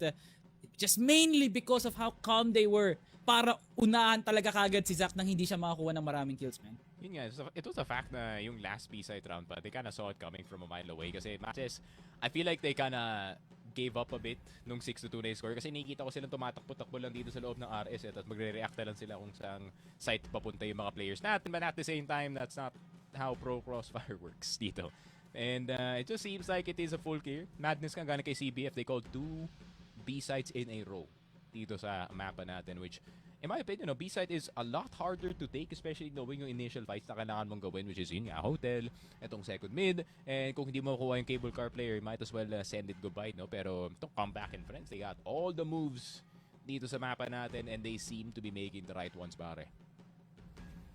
Every decision has been very, very nice, no? At ngayon, magiging palaisipan na nga para nga sa matches na sapat nga ba yung naging timeout nga nila at yung pag-adjust nga nila na lobby, that they have the clear-cut mental. Kasi nga, it very pains me to see this, no? Zach is no longer the Zach that we know and love, pre, na kayang lumapag ng 30, kumukuha ng triple kill. Zach is the king of the quick scopes talaga, pre, and I just don't think that he's him right now, no? Na we put Zach in a higher precedent, pre, na pag nandoon siya sa laro, kailangan nire-respeto siya ng mga teams. Pero kanina pa natin nakikita, niraratulan lang siya ni Aiden, ni Aldrin, nilalabanan nga ni Wus na walang katakot-takot, nauhuli sa sarili niyang RS, and his movement just feels lackluster, no? Na may makukuha nga siyang kill, pero hindi naman ako convert. Kung ano yung naging sakit ni Cetra during Swiss, parang napunta ata kay Zach because he's literally just good for one. Nasanay tayo kay Zach na 2-3 kills yung nakukuha niya nga, and despite being given the opportunity, kasi nga ang strong side ng Eagle Eye is definitely GR, wala tayong nako-convert. Para ka dito sa matches, and tulad na lang din siguro ng veteran at Tarim Bobby, whoever the coach is for matches, kailangan ng conditioning talaga para ka sa matches. And grabe, sana di tayo ma-restrict. Sana di tayo ma-restrict. Chill out, Zach. That's for later, gang. Pero, grabe talaga. In all honesty, kaya-kaya pa to ng matches eh. To be keeping it 100 with you, Salvatore. Kasi yun nga, GR side is definitely vulnerable para dito sa CBF, and na-expose yan ng mga mas malalakas na teams natin on Eagle Eye, like the Stallions, like itong Virtus Pro. Pero, ayun nga, no, it's kind of a different, it's a different Isip feeling. ka, Tetsu. Going into Isip this ka. one. He's not thinking, but he doesn't have to. Pero, ayun nga, man, I feel like CBF, if they're put in a very bad position early game, no, especially dito sa second half natin, there is a possibility of a comeback. And para sa matches, no, yung mga sitwasyon na ganito, pare, responsibilidad na to ni Vincent. It's up to him to fully reset yung emotions dito na matches, especially going into the second half. Sasabihin mo sa team mo, hey, I know we're down 2-7. Alam ko medyo heartbreaking kung paano tayo natalo dito sa map number 1, but the game is still on, pare. So, ayun nga, hindi pwedeng, you can't let your emotions eat your gameplay, kumbaga, dito sa mapa natin. And yun yung kind of nangyari nung 6-2, and I really do not want to see that galing sa matches, pare. I just feel like at this point, no, we're supposed to see the subtle rise ni Vincent, no, as one of the primary IGLs na meron nga talagang bitaw pagdating talaga sa fragging, eh. No? Maalala mo, Tino, not really on the fragging department during the 2023 season, pero na-elevate niya yung position niya bilang leader ng laro, na despite being, a main Arctic player na si Keller mismo yung nagtatawag, trinato natin na parang IGL kasi yun yung dating talaga ni Tino, no? Pero he elevated that, tas dinoble down niya pa na becoming an IGL for SCJ and is really making an impact. No pun intended, para talaga sa roster nga na yun. So definitely maaasahan mo talaga si Tino sa ganong klaseng usapan. Pero kasi pre, right now, Vincent, despite showing some signs na kaya niya nga tumagal dito, na can be a household name heading into the next years of CrossFIRE C, parang nagkaroon nga ng onting dip heading into matches. Bakit, pre? Di ko rin alam, because these are very familiar names. Sa feeling ko naman, kadikit at kadugo niya naman to pagdating talaga sa pagpapagwip at sa pag-uusap talaga. Kasi wala nang mas maliit pa na mundo kundi yung mga taga Cebu, eh, no? Kasi talagang nagpapalitan lang yan ng mga teams, and definitely the chemistry is still there. The original Amelion Gaming roster, mga naging matches din talaga yan. And yung mga ibang members naman ng Amelion napunta sa execration at naging moment na nga din. So, you can never be so sure about chemistry pag ang usapan talaga is definitely Cebuanos, no? Kasi pag habang nandiyan ang mga Cebuano, they have the utmost 100% of chemistries and connections talaga. Pero di ko talaga lang alam, pre. Parang feeling ko may iba pang factor pa kung paano hindi na-integrate ni Vincent yung sarili niya dito sa roster nga na to. Kasi akalain mo nga ng pandari, they only drop one game inside of Swiss, pero naipanalo nila lahat ng mga pinakamagandang matches heading into Masters. Pero nothing is being replicated right now, no, Sneaky, na iba yung reflection sa loob nga ng Swiss dito sa loob ng Masters. Yeah, it's entirely different, no, para sa dalawang teams na to, pare. I think we did low-key expect this, especially knowing how CBF went dito sa Swiss stage and of course at the beginning of the season, no. Pero yung matches talaga, I was really hoping that this would be, the start of the season where we don't have to see yung matches going 0-4 dito sa, bracket natin and potentially, going on to lose papunta dito sa playoffs. But, ayun nga, matches, there's a lot in the air para sa kanila dito, man. I have a gut feeling as well na Yaba is also having a bit of side comment dito sa CBF na kasi si Ninko usually kumaganito. Si Jason dito yan nag-hold. Tapos, it could be that bit of information that also could be helping itong CBF natin, pare. And of course, being the backup player, no, you do kind of know yung tendencies of your former attackers dito, pare. So, there could be a lot of reads happening para dito sa MJ. And I feel like MJ, hindi nila masolusyonan dito yung pinanggagawa ng ComebackFriends. So, yung opening move into passive, or kunyari dito sa next round, mag-force sila ng sitwasyon dito sa hotel, and then papatagalin nila malala dito yung 3 versus 4, and it kind of ends up matches just overpeaking into yung mga angles na kinukuha nga dito ng CBF, or they usually win. So, ayun nga, if you are on the side of matches, you really do not want CBF to force your hand to do anything sa mapa na to. Dapat talaga na kayo yung may control ng sitwasyon na to, pare, and if you cannot do that, yun nga, matches is might as well jump off the cliff dun sa A side, pare, with the way that they're playing. Ganyan nga pre, no? Like, it's a huge influence, no? Na minsan, Yaba up against, like, let's say, Atras. Hindi mo mapapansin talaga si Yaba. Kasi nga, he's doing his thing, doing backup things, kaya nga mag-lurk, may mga ibang impact kills. Pero, this specific series, up against matches, may malaking bearing talaga yung nagiging bosses nga ni Yaba, no? At it's a very good touch, no? Na kahit sa baka nga talaga siya, he can still communicate clearly dun sa mga kanyang mga kakampi na may ganto, may ganyan, and he knows every single bit of the movement. Na parang siya nga, siguro pwede nating pasalamatan heading into Ankara kung bakit nga nila nakuha yung panalong yun. But right now, it's still being felt talaga sa loob nga ng Eagle Eye. Pero bago ko ipagpatuloy ng aking mga sinasabi, no, mga bossing, pasensya na nga po sa nakakaranas po ng mga delay dyan. Rest assured na pagkatapos nga po itong pag-aayos ng both parties ng CFS at ng MATTJESS, makikita nyo na nga po ang laban nga nila sa loob nga ng Eagle Eye. 7-2, papasok na nga po tayo ng second half. Maraming salamat po sa inyong pag-intindi. Shoutout ka pala dyan sa ating mga viewers dyan. At ayun na nga pre, di ko na pinatagal. Eto na sila. Wala akong nakikita ng ano. Sa akin nga mid pre. Kita ko mid pre. Okay, sa'yo.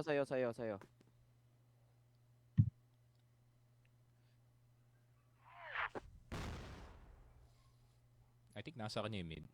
Sa'yo. Sa'yo daw. Sa'yo. Tetsu, chill out, gang! Uy, Tetsu. It's around. Hindi na siya maingay. Pre, literal na pinakita niya lang yung puyo niya eh. Tsaka yung bunbunan niya eh. Aba, hindi pa siya natigil. Pumaista pa siya ng sabon, pre. Oh my God. Tetsu. Oh, chill out, Tetsu. Oh my goodness me, you're playing at a knife's edge dito sa may hotel natin, pare. Pero gusto nyo talagang patayin dito si Jason. Maybe just serving as a distraction, pero ayun nga, siguro yun yung extent ng aggression dito ng CBF, pare. Tignan mo naman yung mga ibang players natin. Nakaupo lang. Wow. So, talagang palagi mo makikita si Kellar eh, no? Diyan banda. Pero parang tinatawag na nga natin Tetsu. Oh my God! Tetsu, calm down, bro! Di mo kailangan palagan eh. Ayan, nagalit na si Jason. Napakaigay mo ka. Tinutoktokan ka na, Jason! Nagmala Jason Borges eh, no? Talagang tinulak ang pinto.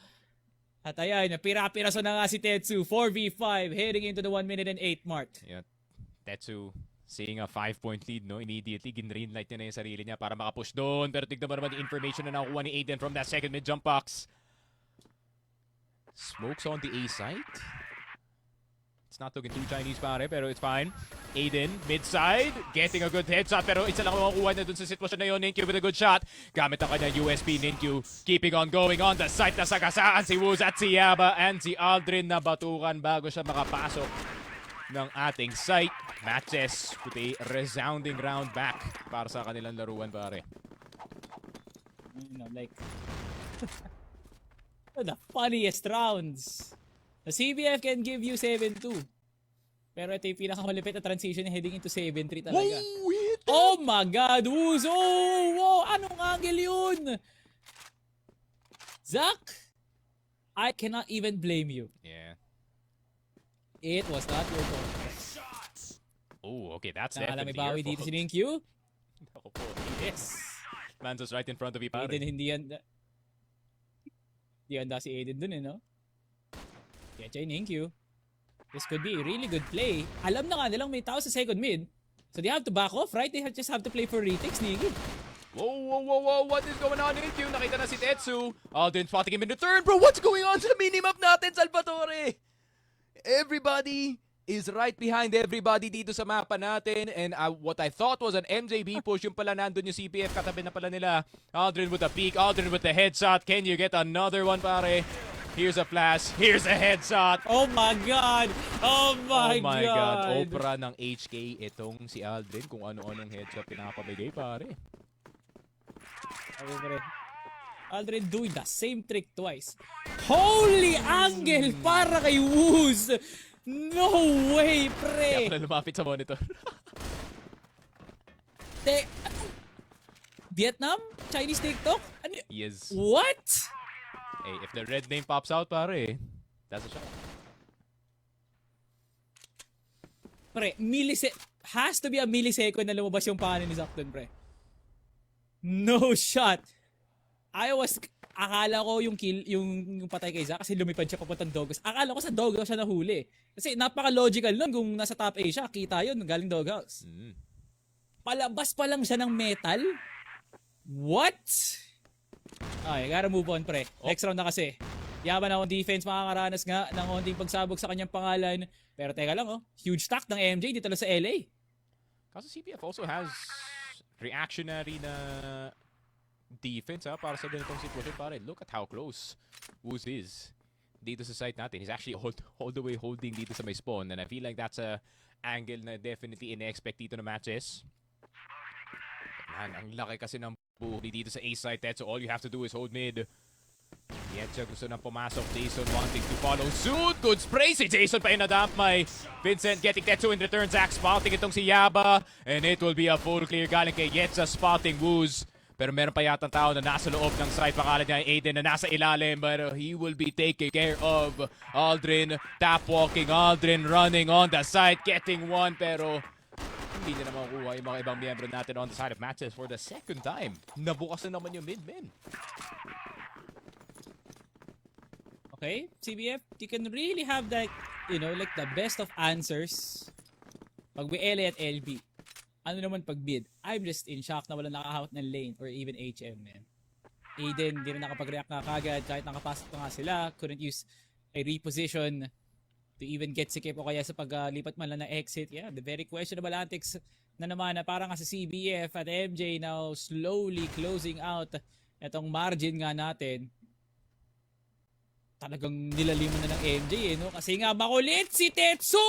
Wow! How did he win that? Posible pa nga makatakas pa pero hindi na nga, pre. How did Tetsu win that? Forcing the 4v4. Gotta ask yourself playing that, don't have the time playing with him. Pero si Aiden, I think it's pretty obvious how he got that headshot. Ninkyu will be taken down. Zach spotted sa long and he was just trying to go for a jump peek. MATTJESS na ubos bigla. Ang buong kampo nila, pare. And Vincent cannot salsa his way out of those HK shots. 9-4 CBF. Kaya na ba? Can y'all finish a game in regulation finally? Pwede na ba? Palag na? Nakalock in na ba? Ooh. Nakalock in na sila, pre! Zach gets taken down. We live in a scenario, pre. Woos is just out-sniping Zach. Yaba nakalapas. Oh my God, gets the headshot. Pero mapapatahimik siya din ni Ninkyu, who's now in the TRG. Jason, nakakita ng sangkaterbang tao sa loob nga ng tower. Pero kailangan nila pa rin nila mag-ingat ngayon. Si Aiden nasa hukay. Pero hawak ka ba nila ang C4? Nasa loob pa rin ang arko. And there goes another kill here for Ninkyu. 2v2 yet. Diyan nakikipagsayawan kay Aiden kahit wala naman sa disco. 1v2 na lang. Grabe naman si Boysman, di man lang gumalaw. Sa hotel, he was intent on holding that spawn side, pero hell of a task para dito sa sniper ng CBF, who's having to find not one but two players. So that is a quick scope and a USP spray right after, no pare. So definitely a possibility para kay Woos, pero kailangan niya makuha isang player na nakaupo lang, pero hindi niya namalayan si Yetcha, nasa likod niya na pala. CBF trying to end it early with a bit of mid-aggression after yung makuha ni Yaba itong long natin, pero MATTJESS na salon naman na maayos. Nabati yata, pre. Early celebration para nga sa CBF. Akala na ata natin passing of the torch na yung ginawang kill doon ni Zach ay ni Woos rather. Pero grabe, men, puro pangraraton yung ginawa ng matches dun sa round na yun, pre. CBF Look at these kinds of duels. It's a 5 Parang versus 3 expose lang yung pwesto nga nila. A 5 versus 3 Okay.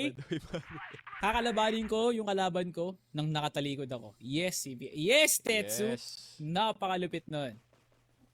Sometimes you have to lose brain cells to gain brain cells, pare. Yun ang mindset dito ni Tetsu. You gotta make Anong room. madadagdagan kung walang nawawala? Sim. Wait. Who's? Yun lang si Zakpay unang na-pick, pare. Ninkyu could be stuck. naman. Ninkyu could be stuck, pare. That's the thing, pre. Na naman. Oh! And Ninkyu is indeed hindi na makawala. Na super glue siya sa metal at di man lang siya makalis. Sobrang galing mo, Wus. Napanood si Kuya sa likod mo. Whoa, Tetsu.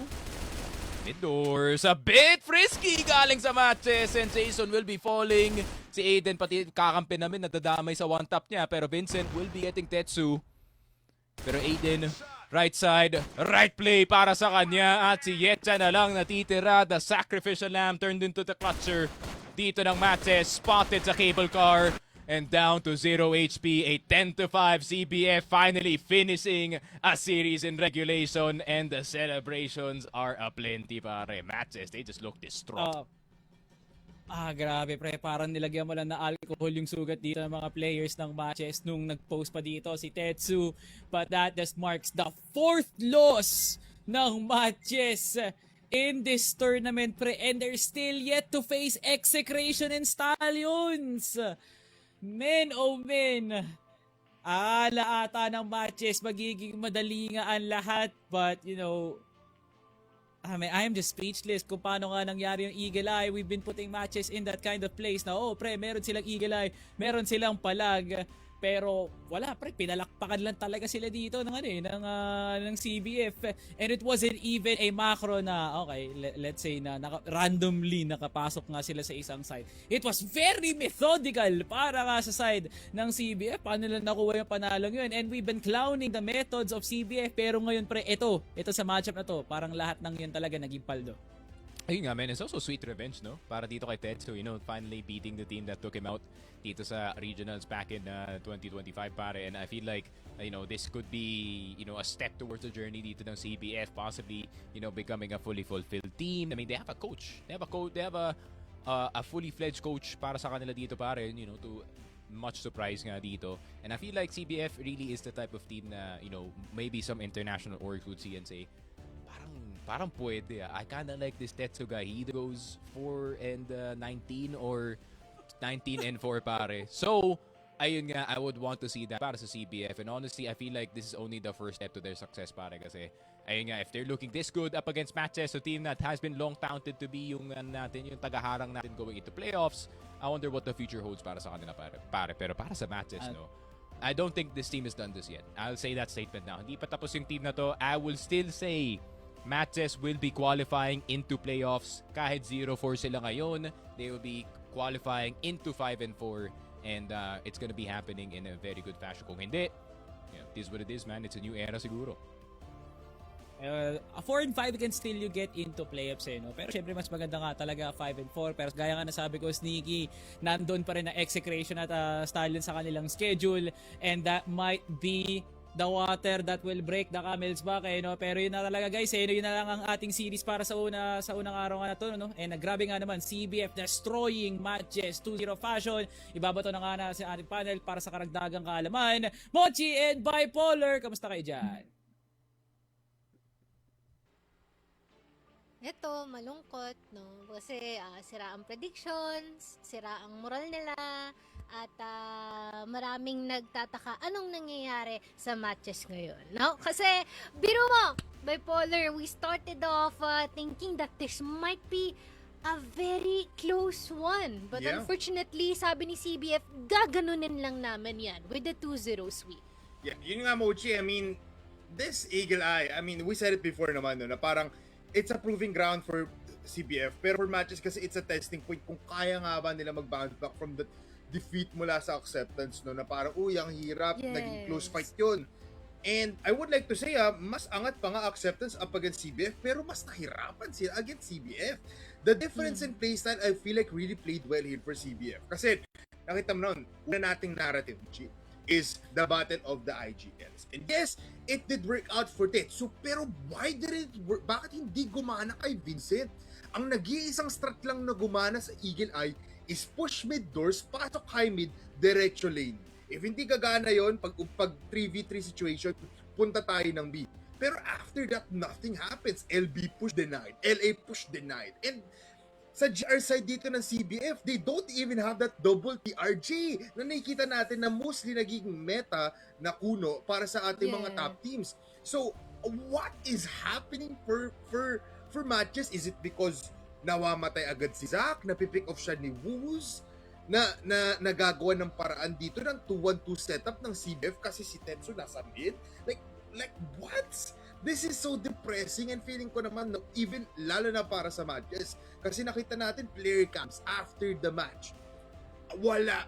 Face palms They're here. so defeated, man. Defeated. Sad violin gumaganon na may banda na sa likod na parang may lamay sa kampo ng matches kasi hindi sila nakahinga dito sa Eagle Eye Mochi. It's very, very difficult to point kung ano nga ba yung naging mali doon or naging tama mula sa CBF and matches. I was about to say, it seems like every single time that they're trying to set up in a round, walang nangyayari. Kasi laging one step ahead itong si CBF. It seems like napag-aralan nila ng maigi yung last week na laban natin with them anticipating kung ano ang kanilang mga magiging galaw dito, which is, again, super sad to see, Kasi we're still waiting for that chapter na babawi ang mga ape. That is si MATTJESS, dito sa ating second week. But unfortunately, hindi natin nakuha iyon. And I also stand by sa sinabi ni Sneaky Frog, Gusto ko din na makita na bumawi itong si MATTJESS na makatapak ito sa ating playoffs. Pero for now, parang wala pa tayong senyales na nakikita natin yon happening in the future. Especially after seeing, na kahit na may mga rounds na nakakatid sila, unfortunately, everything is so gulo, Naging konyo pa ako. So gulo. And it's just sad to look at it, Oh my gosh. It's masyado siyang messy, Mochi. Yung nangyari dito Yes. is I think what they're looking for, Pero I would love to be the contrast sa mga gusto niyo mangyari ni Sneaky. I feel like it's another team going in and I feel like matches will lose 6 rounds straight dito sa ating just because of their form right now. Pero yeah, I'm open naman na makapasok pa rin sila sa playoffs. Why not, diba? Big comeback. But look at these highlights. It requires Ninkyu to get into high mid, diretso yun ulit, pasok ng A, triple kill dapat, or double kill para lang makaplata ng bomba. And this is also another crazy thing that I've noticed, palaging bumabawi ang ComebackFriends pagdating sa mid-rounding kasi dun lalabas ang mismong IGL na si Tetsu. Pero hindi umabot sa mid-rounds, Mochi. Instantly, right off the bat, 2 kills para agad sa ComebackFriends and they don't even need to mid-round. They just have to play amongst themselves, play at those like individual prowess, but hindi talaga umabot dun and I feel like match really didn't have a plan. Plan lang is to go high mid and take something out of it. Pero 15 rounds, totally here at Eagle Eye, one of the most dominating maps here. And performance mula sa ComebackFriends, 15 kills on Aldrin, 16 kills on Aiden, 100% again. But for Tetsu, kahit di siya gumawa dito, well, it without the plan na simpleng-simple lang gumana kasi everyone shined for ComebackFriends. So sad though for matches na look at Ninkyu, look at Zach working. Yes, na siya shutdown early, pero gumagana pa din kasi sila talaga bumubuhay dito. The fragging IGL is down. 5-13, Mochi. Grabe yun. Pero, let's see. I said MVP na tayo. Yep, let us see. Sino yan? Aiden po dun. Hindi ka naman ba nagsasawa na kada isang laban nyo, ikaw ang nandito, sa ating mga map and match MVP. And I feel like it's already certain, na pagdating sa ating match MVP na pangkalahatan para sa ating serye overall, parang siya at siya pa din talaga. 100% lang naman ang dinrop niyang rating, for this map of Eagle Eye. Amazing. And it seems like the narrative isn't gonna change anytime soon para dito kay CBF, This is already a win streak, if we may call it, para sa kanilang schedule so far. It's been stable, it's been good, and tama yung sinabi ni Tetsu dito, disiplina. Nanggaling pa yun sa kanya, na disiplina yung kanilang pinapaigtingan dito, and as much as possible, the creativity is definitely present din, no, sa kanilang mga proseso. Pero match MVP, Aiden pa rin talaga. I mean, Aiden, such a one hell of a player, Mochi. Sinabi nga natin, no, he is a core pagdating dito sa Comeback Friends. That 60%, yes, it's still there. But I feel like every time that you give each and everyone individual plays, they will work out. At palagi nangunguna dun si Aiden. Yes. Imagine a 1v2 scenario, tapos si Aiden yung natira dun sa isang player. You bank on Aiden to win those fights. Because he can always get these headshots with the HK. And kahit na even here no Ankara marami tayong nakita when they were on the GR side, dehado na nakapasok na ng B yung matches habang apat na lang sila or napalampas nila kasi pumasok ng TV yung matches. Palaging makakuha si Aiden ng 2 kills bago pa makapag-planta dito ang matches, and that is just insane because what happens there is na nahihirapan na yung matches na makahinga because Aiden, despite him dying, he already made pressure on the sa mapang niya. And it's crazy na from start to finish, no, consistency is definitely the key. Na pinamalas dito ni Aiden from both of our maps regardless kung saan man siya manggagaling, saan siya papunta, kung ano ang sitwasyon, bound to actually get someone in the process and make it a bit more easier and palatable para sa kanyang team na magawa ang kailangan nilang gawin kundi ang manalo dito sa ating serye ngayon against MATTJESS. And kahit dito lang na binabalikan natin tong mga highlights, no, from him, it just definitely shows na kahit pagdating sa internal comms nila siguro sobrang linaw, no? All calculated, all on point, and I can't wait to hear from our match MVP kasi i-interviewin na natin siya right now. Please welcome, ladies and gentlemen, and everything in between, Aiden dito sa ating Hello po. desk. Hello, congratulations. Grabe, Thank you po. solid yung performance. You can ask your questions na, bipolar. Ayun. Aiden, first and foremost, congratulations sa one of your best performances, no, not just for you, Aiden, as a whole, pero for Comeback Friends. Isipin mo yun, hindi kayo umabot ng map 3, hindi kayo nag-overtime sa map 2. Dun sa una, sa Ankara, okay na ngayon, kasi ganun talaga, pero umabot kayo ng 15 rounds lang sa Eagle Eye 2.0. First question ko kasi sa'yo, Aiden, multiple MVPs na, multiple carries para sa team. May pressure ba na nagbe-build up kay Aiden na parang kailangan yung core ng CBF na si Aiden palaging maka-double or kailangan gumawa ng impact? Wala naman po siguro kasi kahit mag-bad game naman po Hello? ako may... Mic test? Wait lang, di natin siya narinig. Wait lang. Mic Check test, natin, mic test. double Hello check po? natin, Hello? double check na. Yun! Okay Yan. na. Okay. Again. Wala naman pong pressure kasi kahit mag-bad game naman po may pumapalit naman na fragger din. Okay, that's good, no? Parang literal na merong tagasalo, kumbaga, no, sa ating team. So, Aiden, question lang, no? Ano yung nakita nyong weakness ni MATTJESS ngayon sa serye natin? Kasi, biro no, hindi nyo na pinaabot ng decider map. Di ko po alam. Sila po yung nanood ng laro, nakikinig lang po ako. Feeling ko play safe si Aiden sumagot. Sinin ko Tingin daw mo po. bipolar. Again, Daw!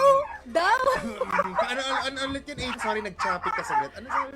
May hinapol ka. Sinin ko daw po yung nakitang kayo na based sa sinabi I see. ni Yaba. Oh, I see. Meron ba tayo Sorry. Bakit may coach tayo sasagot? Pero Aiden, ano yung nakita nyo kay Ninkyu na weakness specifically? Para naman, baka makatulong din ako kay MATTJESS, no? Ayun daw yung purgain kung nasan si Ninkyu. I Kailangan see. Ay, lang targetin, pasukin. no? Okay. Ay, Kumbaga, parang yun yung nag-online kasi talaga sa kanila, no, bipolar, which is definitely valid din naman for That's us. true. Ikaw, baka may mga questions ka pa? Ito, isa question for the whole team, no, Aiden. I would like you to give the answer. Kasi syempre, nakikita natin, no, you have STS, VP, Fervid, a lot of teams right now. Pag Eagle ay ginagamit, may double TRG setup. Kayo naman meron din, di ba? Nandyan si Tetsu, pwede mag-TRG sometimes, naka-AD mostly. Nandyan si Wuz. Bakit ngayon, parang iba yung approach ng ng Comeback Friends sa gantong style of meta pagdating ng Eagle Eye 2.0? Sapat ba na ganun? Or ano yung thought process ng buong team? Bakit ganun yung setup niyo pag GR side? Stick lang po kami sa like sa normal na meta ganun. Like hindi naman kami sumasabay sa mga double Arctic. Parang ano lang, yung mga casual lang na play ganun. Sa komportable ng buong team, no? Kung saan komportable yung team, dun mas maayos ang laro. Yes po. Okay. Okay, Aiden. No I see. problem. Thank you, Aiden. Pare ikaw, Aiden, singit ko lang tong question. Kung papapiliin ka, comfort or meta, anong pipiliin mo? Comfort pa din. Comfort Ikoy. all the way. Ikoy. Pwede din. Pero no, Aiden, congratulations once again, no. Pwede ka nang mag-shoutout at magbanggit mga gusto mong batiin dito. Shoutout kay Salvatore tsaka sa mga nanonood. Sana nabigyan ulit namin kayo magandang laban kahit puro OT. Ayun lang po. He's good. Baka meron Shoutout pa sa pahabol. Beyblader kay Buko. Yan, Yun!